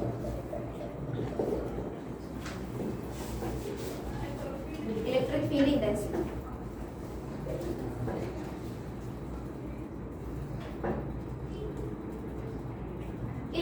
ഇന്റൻസിറ്റി എന്ന് പറഞ്ഞാൽ നേരത്തെ പറഞ്ഞ പോലെ തന്നെ നമ്മളൊരു ടെസ്റ്റ് ചാർജിന്റെ കാര്യം പറഞ്ഞു. ഇത് പറയാൻ വേണ്ടിയാണ് ഞാൻ ടെസ്റ്റ് ചാർജ് എന്താന്ന് പറഞ്ഞത്. ഒരു സോഴ്സ് ചാർജ് ഉണ്ട്, അതിന്റെ റീജിയനിൽ വരുന്ന ഒരു ചെറിയ ചാർജ് ഞാൻ ടെസ്റ്റ് ചാർജ് എന്ന് പറഞ്ഞു. ടെസ്റ്റ് ചാർജ് ഒരു ചെറിയ ചാർജ് പി ക്യൂ എന്തെങ്കിലും എടുത്തു. ടെസ്റ്റ് ചാർജ്, ഈ ടെസ്റ്റ് ചാർജിന് എഫക്ട് ചെയ്യുന്ന ഫോഴ്സ്, ഇപ്പൊ നമ്മൾ കൂളംസ് ലോ പഠിച്ചപ്പോ രണ്ട് ചാർജ് ഉണ്ടെങ്കിൽ അതിന്റെ ഇടയ്ക്ക് എന്തുണ്ടാവും? ഒരു force of attraction or repulsion ഉണ്ടാവും. അതുപോലെ ഇവിടെ ഇപ്പൊ ഒരു സോഴ്സ് ചാർജും ഉണ്ട്, ഒരു ടെസ്റ്റ് ചാർജും ഉണ്ട്. ഇവിടെ എന്തുണ്ടാവും? ഒരു force force of attraction or repulsion ഉണ്ടാകും. അപ്പൊ ഈ ടെസ്റ്റ് ചാർജിനെ എഫക്ട് ചെയ്യുന്ന ഫോഴ്സിനെ നമ്മൾ പറയുന്ന പേരാണ് ഇലക്ട്രിക് ഫീൽഡ് ഇന്റൻസിറ്റി. ഓക്കെ, എഴുതി വെച്ചോ. Force experienced by a unit positive charge without disturbing the source charge is called electric field intensity. Force experienced by a unit positive charge, അത്രയും മതി. ഈ ചെറിയ യൂണിറ്റ് പോസിറ്റീവ് ചാർജിനെ എക്സ്പീരിയൻസ് ചെയ്യുന്ന ആ ഫോഴ്സിനെയാണ് നമ്മൾ എന്തെന്ന് പറയുന്നത്? ഇലക്ട്രിക് ഫീൽഡ് ഇന്റൻസിറ്റി എന്ന് പറയുന്നത്. ഇലക്ട്രിക് ഫീൽഡ് എന്താന്ന് കിട്ടിയില്ലേ? The space around which its effect, ചാർജിന്റെ എഫക്റ്റ് വരുന്ന റീജിയനെ നമ്മൾ പറയുന്ന പേരാണ് ഇലക്ട്രിക് ഫീൽഡ്. പിന്നെ ടെസ്റ്റ് ചാർജ് എന്താന്ന് കിട്ടിയില്ലേ? ആ ഇലക്ട്രിക് ഫീൽഡിന്റെ ആ റീജിയനിൽ വരുന്ന ഒരു ചെറിയ എമൗണ്ട് ഓഫ് ചാർജിനെയാണ് നമ്മൾ ടെസ്റ്റ് ചാർജ് എന്ന് പറയുന്നത്. ഇനി ഇലക്ട്രിക് ഫീൽഡ് ഇന്റൻസിറ്റി എന്ന് പറയുമ്പോൾ എന്തെന്ന് പറയാം? ഈ യൂണിറ്റ് പോസിറ്റീവ് ആയിട്ടുള്ള ഈ ടെസ്റ്റ് ചാർജിനെ എക്സ്പീരിയൻസ് ചെയ്യുന്ന അല്ലെങ്കിൽ എഫക്ട് ചെയ്യുന്ന ആ ഫോഴ്സിനെ നമ്മൾ പറയുന്ന പേരാണ് electric field intensity. Force experienced by a unit positive charge without disturbing its source charge is called electric field intensity. ഇതിന് ഇക്വേഷൻ ഉണ്ട്. Electric field intensity E is equal to F by Q. ഭയങ്കര ഇമ്പോർട്ടന്റ് ആണ്. Electric field intensity definition ആയിട്ടൊക്കെ ചോദിക്കാം. എന്താണ് electric field intensity? ഇത്ര എഴുതിയാൽ മതി. Force experienced by unit positive charge is called electric field intensity. അത് ചോദിക്കുമ്പോൾ എന്തുകൊണ്ട് എഴുതണം? ഇക്വേഷൻ എഴുതണം, യൂണിറ്റ് എഴുതണം. ഇക്വേഷൻ ഇലക്ട്രിക് ഫീൽഡ് ഇന്റൻസിറ്റി നമ്മൾ E വെച്ചാണ് റെപ്രസെന്റ് ചെയ്യുന്നത്. E is equal to F by Q. അല്ലെങ്കിൽ നമുക്ക് അല്ലാതെ തന്നെ നമുക്ക് ഇലക്ട്രിക് ഫീൽഡ് ഇന്റൻസിറ്റിയും ചാർജും തന്നിട്ട് നമുക്ക് ഫോഴ്സ് കണ്ടുപിടിക്കാൻ ഇതിൽ നിന്ന് തന്നെ പ്രോബ്ലം ചോദിക്കാം. അപ്പൊ നമുക്ക് എങ്ങനെ എഴുതാം? F equal to Q by QE. F equal to QE. രണ്ട് ഇക്വേഷനും ബോക്സ് ചെയ്തിട്ടോ ഇമ്പോർട്ടന്റ് ആണ്. E is equal to F by Q, F equal to QE. E എന്താണ്? F equal to QE. E എന്താ? Electric field intensity, Q charge. Unit എന്ത് വരും അപ്പൊ? E is equal to F by Q. F ന്റെ unit എന്താ? ഫോഴ്സിന്റെ newton. ചാർജിന്റെ unit coulomb, newton per coulomb. അത് എഴുതിക്കോ, യൂണിറ്റ് ന്യൂട്ടൺ പെർ കൂളോം. പിന്നെ electric field intensity it is vector quantity ആണ്. അപ്പൊ അത് നോട്ട് ചെയ്തു. അപ്പൊ ഇലക്ട്രിക് ഫീൽഡ് ഇന്റൻസിറ്റി എന്താണെന്ന് ചോദിച്ചിട്ടുണ്ടെങ്കിൽ എന്തൊക്കെ പോയിന്റ്സ് വരണോ അതിൽ? എന്താണ് ഇലക്ട്രിക് ഫീൽഡ് ഇന്റൻസിറ്റി എന്ന് വരണം. പിന്നെ എന്ത് വരിക? ഇലക്ട്രിക് ഫീൽഡ് ഇന്റൻസിറ്റി ഇവിടെ ഡെഫിനിഷൻ കിട്ടിയില്ല. എന്താന്ന് പറഞ്ഞേ?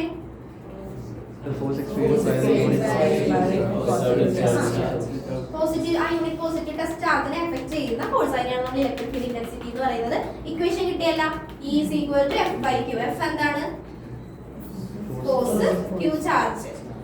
ഇതിൽ തന്നെ ന്യൂമറിക്കൽ തിരിച്ചും ചോദിക്കാം. അതുകൊണ്ടാണ് F equal to QE എന്ന് പറയുന്നത്. രണ്ട് ഇക്വേഷൻ എഴുതി വെച്ചോ ചോദിക്കുമെങ്കിൽ. പിന്നെ യൂണിറ്റ് ന്യൂട്ടൺ പെർ കൂളോം. പിന്നെ എന്ത് ക്വാണ്ടിറ്റിയാ? Vector quantity.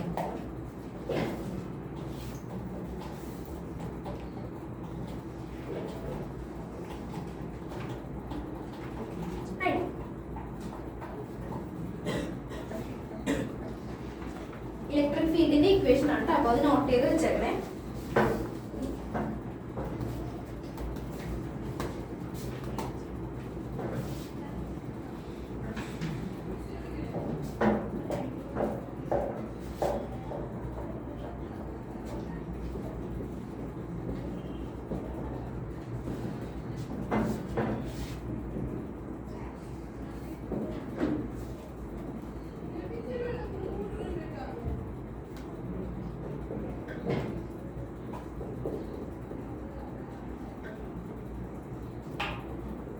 അടുത്തത് electric field due to point charge. നമ്മൾ ഇലക്ട്രിക് ഫീൽഡ് എന്താന്ന് പഠിച്ച് ഇലക്ട്രിക് ഫീൽഡ് ഇന്റൻസിറ്റി നോക്കി.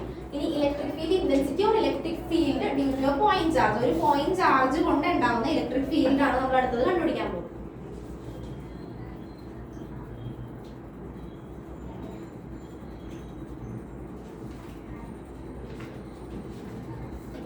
നമുക്ക് ഇക്വേഷൻ നമ്മൾ പഠിച്ചതാണ്. E is equal to F by Q. അതാണ് ഇലക്ട്രിക് ഫീൽഡ് ഇന്റൻസിറ്റിയുടെ equation. E is equal to F by Q. ഇപ്പൊ നമ്മൾ കണ്ടുപിടിക്കാൻ പോകുന്നത് എന്താ? ഒരു പോയിന്റ് ചാർജ് കൊണ്ട് ഉണ്ടാവുന്ന ഇലക്ട്രിക് ഫീൽഡ് ആണ് നമ്മൾ കണ്ടുപിടിക്കാൻ പോകുന്നത്. അപ്പൊ നമ്മൾ സാധാരണ നമ്മൾ നേരത്തെ വരച്ച ഫിഗർ തന്നെ വരക്കാം. Q എന്ന് പറയുന്ന ഒരു സോഴ്സ് ചാർജ് ഉണ്ട്. അതിന്റെ ആ റീജിയന്റെ എഫക്റ്റിൽ വരുന്ന ഇവിടെ ആയിട്ട് നമുക്ക് ഒരു പോയിന്റ് ചാർജ് ജസ്റ്റ് ഒരു പോയിന്റ് ചാർജ് ഞാൻ P എന്ന് പറഞ്ഞു കൊടുത്തു. ഓക്കെ, മനസ്സിലായില്ലേ? Q എന്ന് പറയുന്ന ചാർജ് അതിന്റെ എഫക്റ്റിൽ വരുന്ന റീജിയനിൽ ഇവിടെ ടെസ്റ്റ് ടെസ്റ്റ് ചാർജിൽ എഫക്ട് ചെയ്യുന്ന ഫോഴ്സിനെയല്ല നമ്മൾ ഇലക്ട്രിക് ഫീൽഡ് ഇന്റൻസിറ്റി എന്ന് പറഞ്ഞ് പഠിച്ചത്. ഇനി നമുക്ക് E is equal to F by Q, ഈ പോയിന്റ് ചാർജ് കൊണ്ട് ഉണ്ടാവുന്ന ഇലക്ട്രിക് ഫീൽഡ് ആണ് നമ്മൾ കണ്ടുപിടിക്കാൻ പോകുന്നത്. അപ്പോൾ ഫസ്റ്റ് നമുക്ക് F എഴുതാം. F is equal to 1 by 4 pi epsilon 0 Q1 Q2 by R square എന്നാണ് നമ്മൾ പഠിച്ചത്. അപ്പോൾ Q1 ന്റെ സ്ഥാനത്ത് നമുക്ക് Q എന്ന് പറയുന്ന ഇത് സബ്സ്റ്റിറ്റ്യൂട്ട് ചെയ്യാം. പിന്നെ Q2 ന്റെ സ്ഥാനത്ത് വന്നിരിക്കുന്നത് എന്താ? പോസിറ്റീവ്, യൂണിറ്റ് പോസിറ്റീവ് ആയിട്ടുള്ള ടെസ്റ്റ് ചാർജ്. ടെസ്റ്റ് ചാർജിന്റെ ചാർജ് നമുക്ക് എന്തായിട്ട് എടുക്കാം? 1 ആയിട്ട് എടുക്കാം. 1 ഡിവൈഡഡ് ബൈ R square. ഓക്കേ, ഇതെങ്ങനെ വന്നോ ഞാൻ ഇക്വേഷൻ എഴുതാം.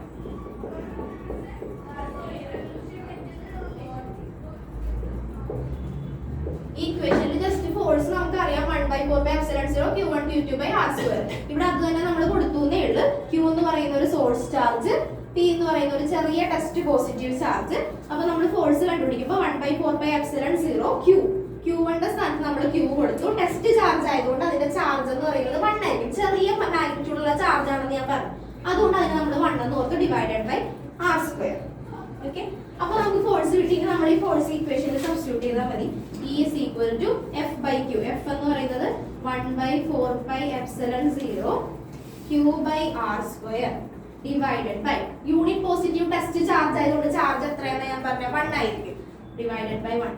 അപ്പോൾ എത്ര കിട്ടി? E equal to 1 by 4 pi epsilon 0 Q by R square.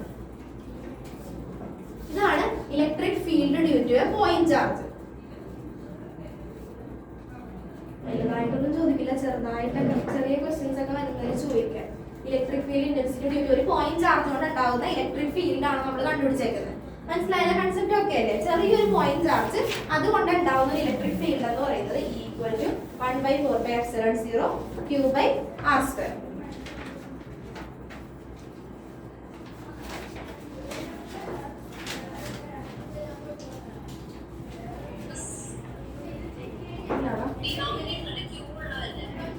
Q by R square. ഏതാടാ? ഇല്ല, ഇത് നമ്മൾ ഇവിടെ കൺസിഡർ ചെയ്തിരിക്കുന്ന ചാർജ് എന്ന് പറഞ്ഞിട്ടുണ്ടെങ്കിൽ യൂണിറ്റ് പോസിറ്റീവ് ചാർജ് ആണ്. ടെസ്റ്റ് ചാർജ് ആയതുകൊണ്ട് അതിന്റെ മാഗ്നിറ്റ്യൂഡ് എന്ന് പറഞ്ഞാൽ 1 ആയിരിക്കും. ചെറിയൊരു ചാർജ് ആണ് നമ്മൾ കൺസിഡർ ചെയ്തത്. സോഴ്സ് ചാർജിനെ വെച്ച് കമ്പയർ ചെയ്യുമ്പോൾ ടെസ്റ്റ് ചാർജ് എന്ന് പറയുമ്പോൾ അതിന്റെ മാഗ്നിറ്റ്യൂഡ് ചെറുതായിരിക്കും. അതുകൊണ്ട് നമ്മുടെ ചാർജ് 1 ആയിട്ട് നമ്മൾ എടുക്കുന്നത്.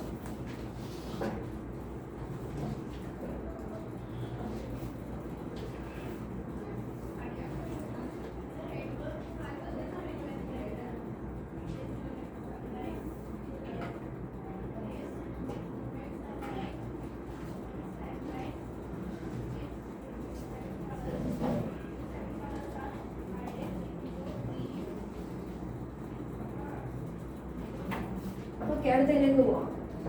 അപ്പൊ നമ്മൾ ഇലക്ട്രിക് ഫീൽഡ് ഒരു പോയിന്റ് ചാർജ് ആണ് നോക്കിയത്. നമ്മൾ നോക്കാൻ പോകുന്നത് പോയിന്റ് ചാർജിന്റെ സ്ഥാനത്ത് മൾട്ടിപ്പിൾ ചാർജ് വന്നിട്ടുണ്ടെങ്കിൽ നമ്മുടെ ഇക്വേഷൻ എങ്ങനെയാവും? നമ്മൾ നേരത്തെ force due to multiple charge പഠിച്ചില്ല. അതുപോലെ തന്നെ electric field due to multiple charge ആണ് നോക്കാൻ പോകുന്നത്. ഇവിടെ നമുക്ക് ഒരൊറ്റ ചാർജ് ഉള്ളൂ. ഓക്കെ, ഒരൊറ്റ ചാർജ് കൺസിഡർ ചെയ്തിട്ടുള്ളൂ. ഈ ഒരു സോഴ്സ് ചാർജിൽ നിന്ന് മാത്രമാണ് ഇതിലേക്ക് എഫക്റ്റ് ഉണ്ടാവുന്നത്. ഇനി നമ്മൾ മൾട്ടിപ്പിൾ ചാർജസ് കൺസിഡർ ചെയ്യുമ്പോൾ ഇപ്പൊ Q1 ഉണ്ടാവും, Q2 ഉണ്ടാവും, Q3 എല്ലാത്തിനും എങ്ങോട്ട് എഫക്ട് ചെയ്യും? ഈ ഒരു ടെസ്റ്റ് പോസിറ്റീവ് ചാർജിലേക്ക് എഫക്ട് ചെയ്യും. അതാണ് നമ്മൾ electric field due to multiple ചാർജിലേക്ക് നോക്കാൻ പോകുന്നത്. ഇത് വായിച്ചോട്ടെ റെഡിയിൽ.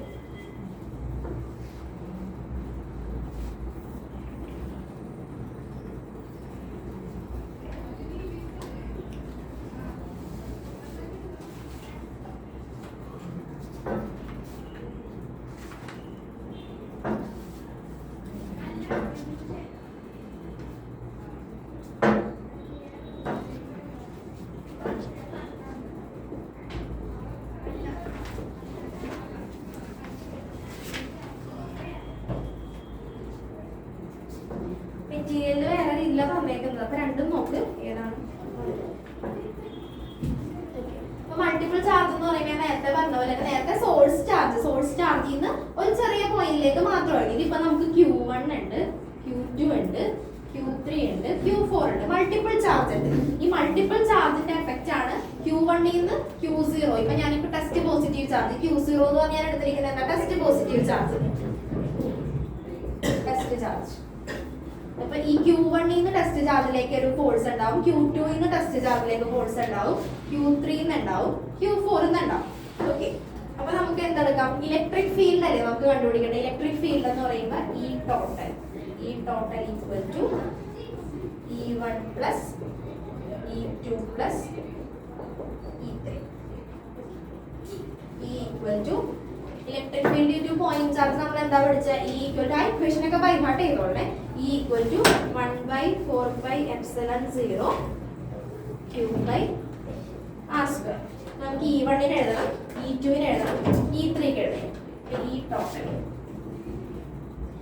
Equal to 1/4πε0 Q1 by R1 square. Q1 ന്ന് Q0 യിലുള്ളത് നമുക്ക് R1 ആയിട്ട് എടുക്കാം. ഡിസ്റ്റൻസ് R2, ഇത് R3, ഇത് R4. അപ്പോൾ ഇത് ഇക്വേഷൻ ഏതാണെന്ന് മനസ്സിലായല്ലോ? Electric field due to point charge.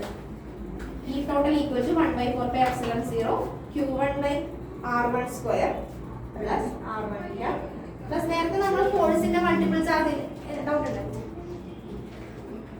Multiple charge ചെയ്തില്ലേ? Force due to multiple charge, അതുപോലെ തന്നെ 1/4πε0 Q by R1 square plus 1/4πε0 Q2 by Q1 നിന്ന് Q0 യിലേക്കുള്ളതാണ് നമ്മൾ ഇലക്ട്രിക് ഫീൽഡ് എഴുതിയത്. Q1 ൽ നിന്ന് Q0 യിലേക്കുള്ളതാണ് ഇലക്ട്രിക് ഫീൽഡ് ഇത് എഴുതിയത്, E1 എഴുതിയത്. അടുത്ത് നമുക്ക് അതുപോലെ തന്നെ Q2 ൽ നിന്ന് Q0 യിലേക്ക് എക്സേർട്ട് ചെയ്യുന്ന ഇലക്ട്രിക് ഫീൽഡ് എന്ന് നമുക്ക് എങ്ങനെ എഴുതാം? 1/4πε0 എങ്ങനെ വരും? Q2 ൽ നിന്ന് Q0 യിലേക്ക് എക്സേർട്ട് ചെയ്യുന്നത് 1/4πε0 Q2 by R2 square R2 cube. അടുത്തത് എങ്ങനെ വരും? ഇതുപോലെ തന്നെ 1/4πε0 Q3 Q1 ന്റെ എഴുതി, Q2 ന്റെ എഴുതി, Q3 by R3 square R3 to 1/4πε0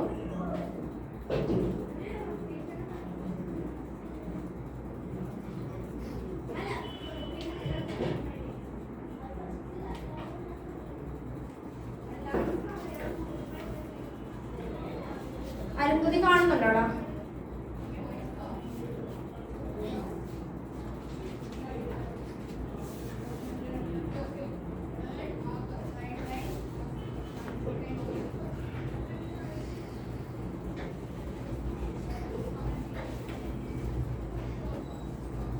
എഴുതിയോ?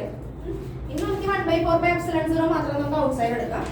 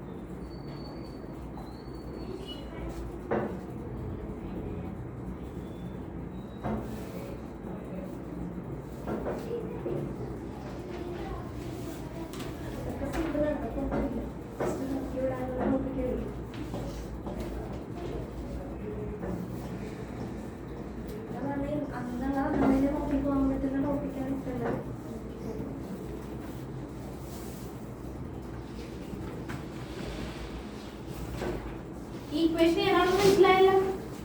ഇതെന്താന്ന് മനസ്സിലായല്ലോ? ജസ്റ്റ് ഇത് ഇനി മറിച്ച് നോക്കുമ്പോഴത്തേക്കും കിട്ടാതെ വരട്ടെ. അവിടെ നിന്ന് പറഞ്ഞു Q1 Q2 അവിടെ പോയി എന്നൊക്കെ ചിന്തിക്കരുത്.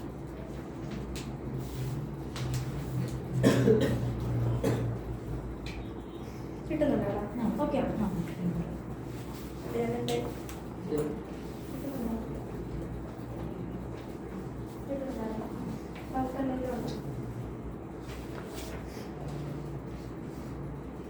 നിങ്ങൾ നോക്ക്, ഇതിൽ കൊടുത്തേക്കണതും ഞാനിപ്പോൾ കുറച്ചുകൂടെ സിമ്പിൾ ആവാൻ വേണ്ടിയാണ് ഇങ്ങനെ ജസ്റ്റ് വരച്ച് കാണിച്ച് കൊടുത്തേക്കുന്നത്.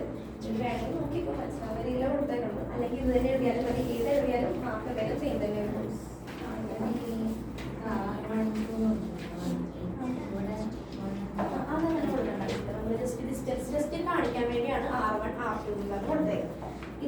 എന്താണ്? ഇത് നമ്മൾ ജസ്റ്റ് ഒരു ഇലക്ട്രിക് ഫീൽഡിന്റെ കാര്യം മാത്രമല്ല ഇവിടെ പറയുന്നത്, മറ്റേത് ഫോഴ്സിന്റെ കാര്യം ആയതുകൊണ്ടാണ് അങ്ങനെ എടുത്തത്. ഇത് ജസ്റ്റ് R1 R2 കൊടുക്കാം.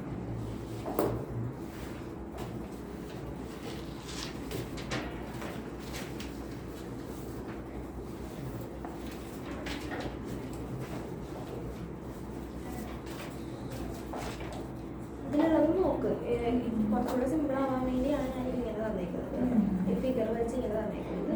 ഏതാണ് കംഫർട്ടബിൾ അടുത്തയിലേക്ക് പോവാം.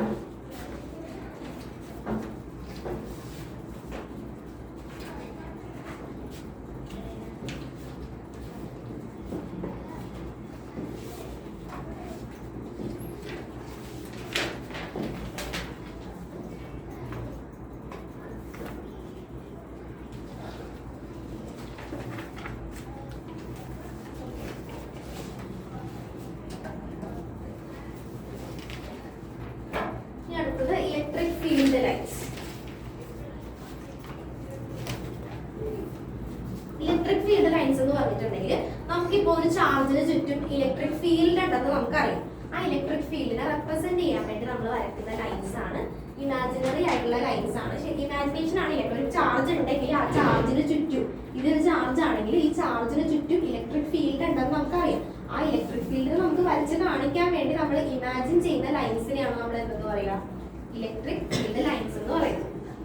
ജസ്റ്റ് നോട്ട് ചെയ്ത് വെച്ചോ, ഇമാജിനറി ലൈൻസ് ആണ് to represent electric field. Electric field lines are imaginary lines to represent the electric field.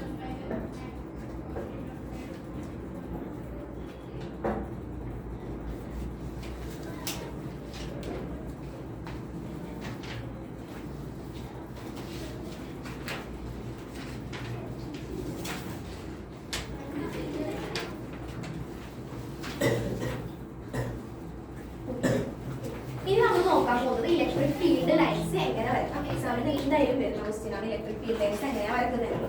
ഇപ്പോൾ ഒരു പോസിറ്റീവ് ചാർജ് ആണ്, നമ്മൾ കൺസിഡർ ചെയ്യുന്നതെങ്കിൽ പോസിറ്റീവ് ചാർജിന്റെ ഇലക്ട്രിക് ഫീൽഡ് ലൈൻസ് വരക്കുമ്പോൾ ലൈൻസ് എപ്പോഴും പുറത്തേക്ക് നിൽക്കും, ഇങ്ങനെ നിൽക്കും. വരച്ചു വെച്ചു. പോസിറ്റീവ് ചാർജിന്റെ ഇലക്ട്രിക് ഫീൽഡ് ലൈൻസ് വരക്കാൻ ചോദിക്കും. അതുപോലെ തന്നെ നെഗറ്റീവ് ചാർജിന്റെ ഇലക്ട്രിക് ഫീൽഡ് ലൈൻസ് വരക്കാൻ ചോദിക്കും. അപ്പൊ എപ്പോഴും ഓർത്തിരിക്കേണ്ട കാര്യമാണ്, പോസിറ്റീവ് എന്ന് പറയുമ്പോൾ എപ്പോഴും എന്താ, ലൈൻസ് പുറത്തേക്ക് നിൽക്കും. ഓക്കെ, ഇനി നമുക്ക് നെഗറ്റീവ് ചാർജ് നോക്കാം. നെഗറ്റീവ് ക്യൂ ആകുമ്പോഴത്തേക്കും ലൈൻസ് എന്ത് ചെയ്യും? നേരെ തിരിച്ച് ഉള്ളിലേക്ക് നിൽക്കും.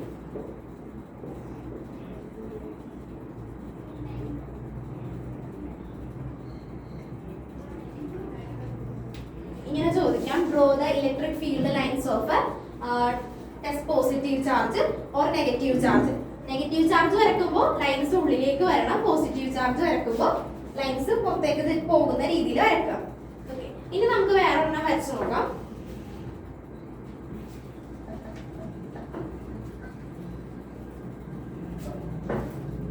നിങ്ങൾ വരച്ചു നോക്കിയാൽ ഒരു പോസിറ്റീവും ഒരു നെഗറ്റീവ് ചാർജും ആണെങ്കിൽ ലൈൻസ് എങ്ങനെ വരും? ഓക്കെ, ഒരു പോസിറ്റീവും ഒരു നെഗറ്റീവ് ചാർജും ആണെങ്കിൽ ലൈൻസ് എങ്ങനെ വരും? ഇപ്പൊ നമ്മൾ പോസിറ്റീവ് എങ്ങോട്ട് പോകുന്ന നമ്മൾ പറഞ്ഞു, പുറത്തേക്ക് പോകും. പോസിറ്റീവിൽ നിന്ന് ലൈൻസ് ഇങ്ങനെ പുറത്തേക്ക് പോയിക്കൊണ്ടിരിക്കും.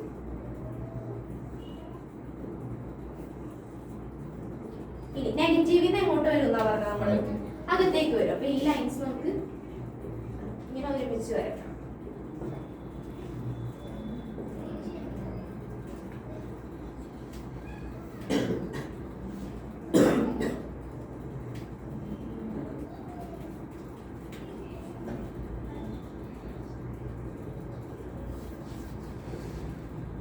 മനസ്സിലായോ? പോസിറ്റീവ് ചാർജിൽ നിന്ന് ലൈൻസ് പുറത്തേക്ക് പോകുന്നു, നെഗറ്റീവ് ചാർജിൽ നിന്ന് ലൈൻസ്, നെഗറ്റീവ് ചാർജ് നോക്കുമ്പോൾ കണ്ട ലൈൻസ് എല്ലാം ഉള്ളിലേക്കല്ലേ വന്ന് കയറുന്നത്. അപ്പൊ ഒരു പോസിറ്റീവ് ചാർജും നെഗറ്റീവ് ചാർജും ഉള്ള ഒരു ഫിഗർ, പോസിറ്റീവും നെഗറ്റീവും വരുന്ന ഒരു ഫിഗർ വരക്കാൻ പറഞ്ഞിട്ടുണ്ടെങ്കിൽ നമ്മൾ ഇങ്ങനെ വരക്കാം. ഈ ഒരു ഭാഗം, ഈ ഒരു പോർഷൻ മാത്രം ഒന്ന് നോക്കിക്കേ. ഈ ഒരു പോർഷൻ മാത്രം നോക്കുമ്പോൾ പോസിറ്റീവ് ചാർജിന്റെ ലൈൻസ് എങ്ങോട്ടാ പോകുന്നത്? എല്ലാം പുറത്തേക്കാ പോകുന്നത്. പക്ഷെ നെഗറ്റീവ് ചാർജിന്റെ എങ്ങോട്ട് നോക്കിക്കേ, എല്ലാം ഉള്ളിലേക്ക് കയറുന്നുണ്ട്. കണ്ടോ? ഇങ്ങനെ വരക്കാം. പോസിറ്റീവിൽ നിന്ന് പുറത്തേക്കും നെഗറ്റീവിൽ നിന്ന് ഉള്ളിലേക്കും വരുന്നത്.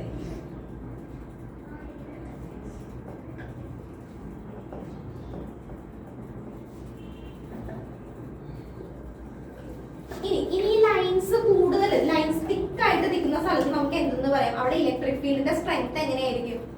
കൂടുതലായിരിക്കും. ലൈൻസ് കുറവാണ്. ഇപ്പൊ ലൈൻസ് ഭയങ്കര ഇപ്പൊ സ്പേസ്ഡ് ആയിട്ടാണ് കിടക്കുന്നതെന്ന് വിചാരിക്കും. ഇപ്പൊ ഇവിടെ ഒരു ലൈൻ ആണെങ്കിൽ അടുത്ത ലൈൻ ഇവിടെയാണ്, ഇങ്ങനെയാണ് നിൽക്കുന്നതെങ്കിൽ നമുക്ക് പറയാൻ പറ്റും ഇവിടുത്തെ ഇലക്ട്രിക് ഫീൽഡ് സ്ട്രെങ്ത് എങ്ങനെയായിരിക്കും?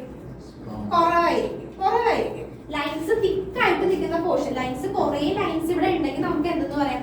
ഈ ഒരു റീജിയനിൽ ഇലക്ട്രിക് ഫീൽഡ് എന്ന് പറഞ്ഞിട്ടുണ്ടെങ്കിൽ ഭയങ്കര സ്ട്രെങ്ത് കൂടിയ ലൈൻസ് ആയിരിക്കും. ഇലക്ട്രിക് ഫീൽഡ് കൂടുതലായിരിക്കും ഈ ഒരു റീജിയനിൽ.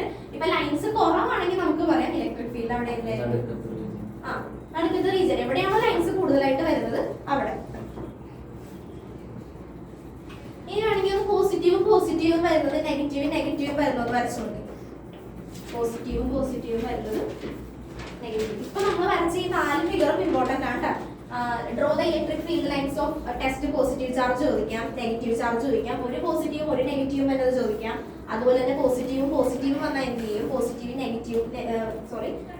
നെഗറ്റീവും വന്നിട്ടുണ്ടെങ്കിൽ എങ്ങനെയായിരിക്കും വരുന്നത്?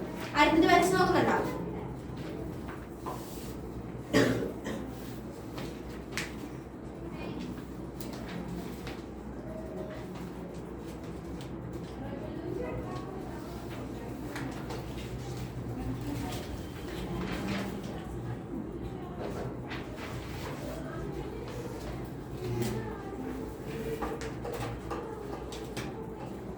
പോസിറ്റീവ് ചാർജ് എന്ന് പറയുമ്പോൾ ലൈൻസ് പുറത്തേക്ക് പോകും, നെഗറ്റീവ് എന്ന് പറയുമ്പോൾ ലൈൻസ് ഉള്ളിലേക്ക് വരും.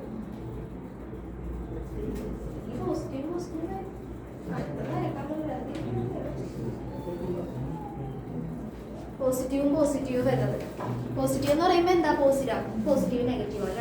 ഇനി നോക്കിക്കേ, ഞാൻ വരച്ചത് നോക്കിക്കേ. ഇനി ഒരു പോസിറ്റീവ് ഇവിടെയും പോസിറ്റീവ് വരുമ്പോൾ എങ്ങനെ വരും ലൈൻസ്? അതൊന്ന് ജസ്റ്റ് വരച്ച് കാണിക്കേ. പിന്നെ അതുപോലെ തന്നെ 2 നെഗറ്റീവ് ആകുമ്പോഴും എങ്ങനെ വരും?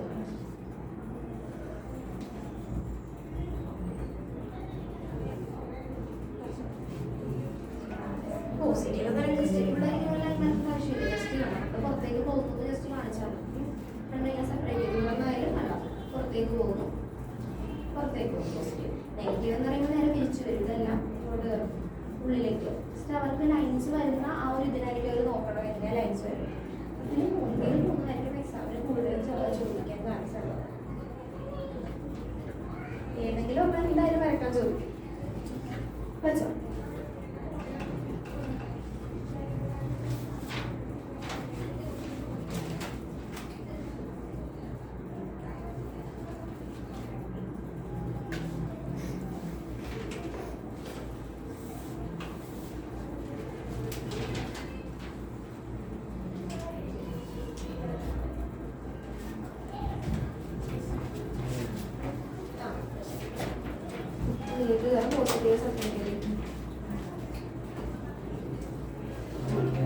നമുക്ക് ഇലക്ട്രിക് ഫീൽഡ് ലൈൻസിന്റെ പ്രോപ്പർട്ടീസ് നോക്കാം.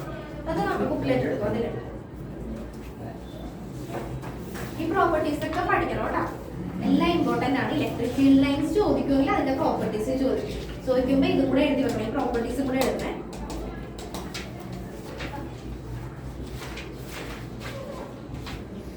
ഓക്കെ, നമുക്ക് ഓരോ പ്രോപ്പർട്ടീസ് നോക്കാം. They start from positive charge and end at negative charge. ഇപ്പൊ നമ്മളിപ്പോ ഈ ഫിഗർ വരച്ചപ്പോഴത്തേക്കും ഒരു പോസിറ്റീവും ഒരു നെഗറ്റീവും ഉള്ള ഒരു ഫിഗറാണ് നമ്മൾ നോക്കുന്നതെങ്കിൽ, ഒരു പോസിറ്റീവ് ചാർജും ഒരു നെഗറ്റീവ് ചാർജും വരുന്ന കേസ് ആണെങ്കിൽ പോസിറ്റീവിൽ നിന്ന് സ്റ്റാർട്ട് ചെയ്തിട്ട് നെഗറ്റീവിൽ പോയി എൻഡ് ചെയ്യും. പോസിറ്റീവിൽ നിന്ന് പുറത്തേക്ക് പോകുന്നു, നെഗറ്റീവിൽ എന്താ സംഭവിക്കുന്നത്? ചാർജ് ഉള്ളിലേക്ക് കയറുന്നു. അപ്പൊ സ്റ്റാർട്ട് ചെയ്യുന്നത് പോസിറ്റീവിൽ നിന്ന്, എൻഡ് ചെയ്യുന്നത് നെഗറ്റീവിൽ. അടുത്തത് they emerge normally from the surface of a positive charge. നമ്മൾ പറഞ്ഞ പോലെ തന്നെ പോസിറ്റീവ് ചാർജ് ആണെങ്കിൽ എമർജ് ചെയ്ത് പുറത്തേക്ക്. ഇനി അടുത്തത് they terminate normally in the surface of a negative charge. Negative charge ആണെങ്കിൽ ജസ്റ്റ് നമ്മൾ വരച്ച ഫിഗർ തന്നെ നോക്കിയാൽ മതി. പോസിറ്റീവ് ആകുമ്പോൾ പുറത്തേക്കും പോകും, നെഗറ്റീവ് ആകുമ്പോൾ ഉള്ളിലേക്കും കയറും. ഓക്കെ, ഇനി അടുത്തത് the field lines have a tendency to extend നോക്കാം അടുത്ത point. Tangent at any point of electric field shows the direction of കുറേ പ്രോപ്പർട്ടീസ് പറഞ്ഞിട്ടുണ്ട്, 14 പ്രോപ്പർട്ടി പറഞ്ഞിട്ടുണ്ട്. ഞാൻ ഇമ്പോർട്ടൻ്റ് ആണെന്ന് പറയുന്ന പ്രോപ്പർട്ടീസ് എന്തായാലും നോക്കണം കേട്ടോ. ഇപ്പോൾ 1, 2 അതിലെടുത്തില്ല. Tangent at any points gives the direction of electric field. അതായത് നമ്മളിപ്പോൾ ഈ ഇലക്ട്രിക് ഫീൽഡ് ലൈൻസ് നമ്മൾ കുറേ വരച്ച്, ഇനി ഈ ഇലക്ട്രിക് ഫീൽഡ് ലൈൻസിന്റെ ഡയറക്ഷൻ കാണണമെങ്കിൽ എന്ത് ചെയ്താൽ മതി? ഓരോ ലൈനിൽ ഇപ്പൊ ഈ ഒരു ലൈനിന്റെ ഡയറക്ഷൻ കാണണമെങ്കിൽ നമ്മൾ ഇവിടെ ഒരു ടാൻജന്റ് വരച്ചു കൊടുക്കാം. ആ ടാൻജന്റ് ആയിരിക്കും അതിന്റെ ഡയറക്ഷൻ കാണിക്കുന്നത്.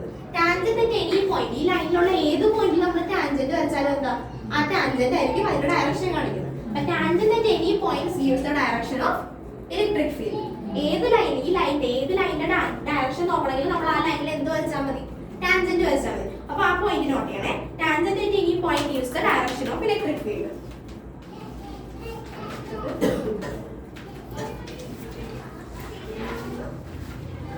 ഞാൻ പറയുന്ന പോയിന്റ്സ് ജസ്റ്റ് ഒന്ന് എഴുതിയെടുത്തേ. ഇതിൽ എല്ലാ പോയിന്റ്സ് നോക്കണ്ട, നമുക്ക് നല്ല ഇമ്പോർട്ടൻ്റ് ആയിട്ട് എഴുതി നോക്കാം. ഇലക്ട്രിക് ഫീൽഡ് ലൈൻസ് എന്താണെന്ന് എഴുതിയില്ലേ? Imaginary lines എഴുതിയില്ലേ? അത് properties, they start from positive charge and end at negative charge. Second property and third property എഴുതി പോയി. They emerge normally from the surface of a positive charge.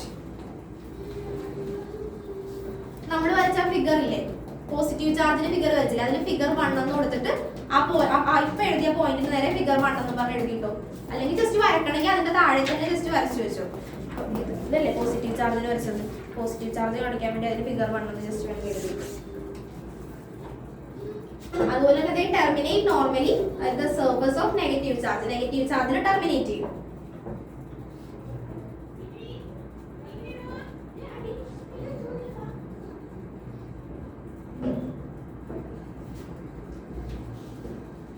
അടുത്ത point tangent at any point. Tangent at any point give the direction of electric field. ഞാൻ simple ആയിട്ടാണ് പറയുന്നത്. Tangent at any point give the direction of electric field. അടുത്തത് എഴുതുന്നുണ്ടോ?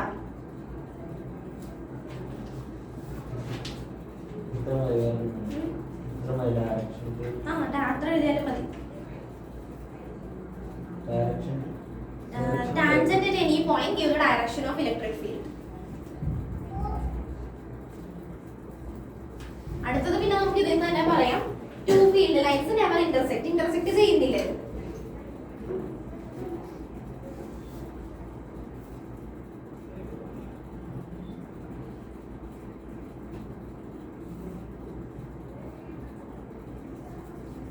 പിന്നെയുള്ളത് എന്താണ്? പിന്നെയുള്ള points നോക്കിയാൽ മതി. കണ്ടിന്യൂസ് ആണ്, സ്മൂത്ത് ആയിട്ടുള്ള കർവ്സ് ആണ്.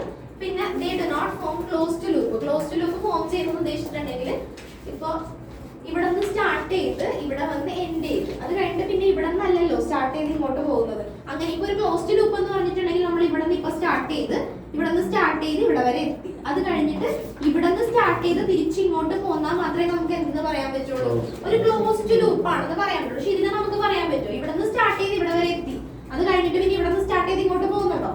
ഇല്ല. അപ്പൊ നമുക്ക് എന്ത് പറയാം? they do not form closed loop. മനസ്സിലായോ? അത് കറക്റ്റ് ആയിട്ട് പോകുന്നുണ്ടെങ്കിൽ നമുക്ക് പറയാം ഇവിടെ നിന്ന് സ്റ്റാർട്ട് ചെയ്തു ഇവിടെ എത്തി, അവിടെ നിന്ന് ഇങ്ങനെ സ്റ്റാർട്ട് ചെയ്ത് ഇവിടെ വരെ എത്തി. അപ്പൊ ഒരു ക്ലോസ് ആയിട്ടുള്ള ലൂപ്പ് ഇവിടെ ഫോം ചെയ്യുന്നുണ്ട്. പക്ഷെ ഈ കേസിൽ നോക്കിക്കേ, ഇവിടെ നിന്ന് സ്റ്റാർട്ട് ചെയ്ത് ഇവിടെ എത്തുന്നുണ്ട്, പക്ഷെ ഇവിടെ നിന്ന് ഇങ്ങനെയല്ല പോകുന്നത്. അപ്പൊ എന്തെന്ന് പറയാം നമുക്ക്? they do not form closed loop. ഇനി അടുത്തത് the region where the lines of force are crowded, its intensity is more. ഞാൻ പറഞ്ഞില്ലേ, ലൈൻസ് ക്രൗഡഡ് ആയിട്ട് നിൽക്കുന്ന റീജിയനിൽ നമുക്ക് എന്തെന്ന് പറയാം? ഇന്റൻസിറ്റി അവിടെ എന്തായിരിക്കും? കൂടുതലായിരിക്കും. ഇപ്പൊ ലൈൻസ് സ്പേസ്ഡ് ആയിട്ട് നിൽക്കുന്ന സ്ഥലമാണെങ്കിൽ നമുക്ക് അവിടെ എന്തെന്ന് പറയാം? അവിടെ ഇന്റൻസിറ്റി കുറവായിരിക്കും. ലൈൻസ് ഉള്ള സ്ഥലത്ത് കൂടുതൽ ലൈൻസ് ഉണ്ടെങ്കിൽ അവിടെ എന്തായിരിക്കും?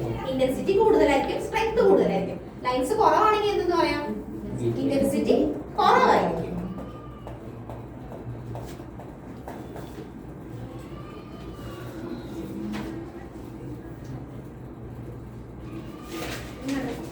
ഇതിലുള്ള പ്രോപ്പർട്ടീസ് ഒക്കെ ഒന്ന് വായിച്ചേക്കെ. They do not pass through conductor. Field lines cannot pass through a metallic slab. അപ്പൊ കണ്ടക്ടറിൽ കൂടെ പാസ് ചെയ്യില്ല എന്ന് ഉദ്ദേശിക്കുന്നത് ഇപ്പൊ ഒരു കണ്ടക്ടർ ജസ്റ്റ് ശ്രദ്ധിച്ചോ. ഇപ്പൊ ഇതൊരു കണ്ടക്ടർ ആണെന്ന് വിചാരിക്കും. പോസിറ്റീവും നെഗറ്റീവും ഉള്ള ഒരു കണ്ടക്ടർ. പോസിറ്റീവിൽ നിന്ന് പുറത്തേക്ക് പോകുന്നു, നെഗറ്റീവിൽ നിന്ന് ഉള്ളിലേക്ക് കയറും. കണ്ടക്ടറിൽ കൂടി പാസ് ചെയ്യില്ല എന്ന് പറയുന്ന ഉദ്ദേശിക്കുന്നത് എന്താണെന്ന് വെച്ചാൽ ഒരു കണ്ടക്ടറിന്റെ ഉള്ളിൽ കൂടി പാസ് ചെയ്യില്ല, പക്ഷെ ഔട്ട്സൈഡ് ദ സർഫസ് എന്തുണ്ടാവും, ഇലക്ട്രിക് ഫീൽഡ് ലൈൻസ് ഉണ്ടാവും. അതാണ് ഉദ്ദേശിക്കുന്നത്. കണ്ടക്ടർ കൂടെ പാസ് ചെയ്യുമെന്ന് വെച്ചിട്ടുണ്ടെങ്കിൽ ചെയ്യും, ഔട്ട്സൈഡ് ആയിരിക്കും അത്. ഉള്ളിൽ കൂടി ഒരു കണ്ടക്ടറിന്റെ ഉള്ളിൽ കൂടി ഇപ്പോൾ ഡയറക്റ്റ് നമ്മൾ ഇവിടെ വരച്ചതുപോലെ നമുക്ക് ഇങ്ങനെ വരക്കാൻ പറ്റില്ല. ഡയറക്റ്റ് പാസ് ചെയ്യില്ല, ഉള്ളിൽ കൂടി പാസ് ചെയ്യില്ല, പക്ഷെ ഔട്ട്സൈഡ് ദ സർഫസ് എന്തുണ്ടാവും, ഇലക്ട്രിക് ഫീൽഡ് ലൈൻസ് ഉണ്ടാവും. അത് തന്നെയാണ് field lines cannot pass through metallic slab കൊടുത്തിരിക്കുന്നത്. അതിന്റെ ഔട്ട്സൈഡ് സർഫസ് ഉണ്ടാവും. പിന്നെ last point, the relative closeness of the field lines gives the strength of electric field. Field close to each other indicate strong field. അത് നമ്മൾ പറഞ്ഞ point തന്നെയാണ്, കുറച്ചുകൂടി ലാബറേറ്റ് ചെയ്ത് പറഞ്ഞേക്കുന്നതേ ഉള്ളൂ. Field lines away to each other indicate weak field. അടുത്തടുത്ത് നിൽക്കുന്ന ലൈൻസ് ആണെങ്കിൽ അവിടെ സ്ട്രെങ്ത് കൂടുതലായിരിക്കും, സ്പേസ്ഡ് ആണെങ്കിൽ നമുക്ക് എന്ത് പറയാം, അവിടെ വീക്ക് ആയിരിക്കും ഫീൽഡ്. ഇപ്പൊ ചിലപ്പോ ഇപ്പൊ നമുക്ക് പ്രോബ്ലത്തിന് നമ്മൾ ന്യൂമറിക്കൽ ചെയ്യുമ്പോഴായിരിക്കും അത് ചിന്തിക്കേണ്ടിയൊക്കെ വരുന്നത്. ഇപ്പൊ ലൈൻസ് കൂടുതലാണെങ്കിൽ നമുക്ക് അവിടെ പറയാം, അവിടെ ഇവിടെ ഇപ്പൊ ഈ ഒരു ഫിഗറിൽ നിന്ന് തന്നെ നമുക്ക് പറയാം ഇവിടുത്തെ ഫീൽഡ് എന്തായിട്ടാണ് ഞാൻ വരച്ചേക്കണം, ഇവിടെ വീക്ക് ആയിട്ടാണ് വരച്ചേക്കണം, ലൈൻസ് ഭയങ്കര സ്പേസ്ഡ് ആയിട്ടാണ് കിടക്കുന്നത്. ഇവിടുത്തെ ഫീൽഡ് എന്ന് പറഞ്ഞിട്ടുണ്ടെങ്കിൽ ക്രൗഡഡ് ആയിട്ടാണ് ഈ ഏരിയയിൽ ലൈൻസ് നിൽക്കുന്നത്. അപ്പൊ നമുക്ക് എന്തെന്ന് പറയാം, ഇവിടെ സ്ട്രോങ് ആണെന്ന് പറയാം. ഓക്കെ, ഇത്ര ഓക്കെയാണോ?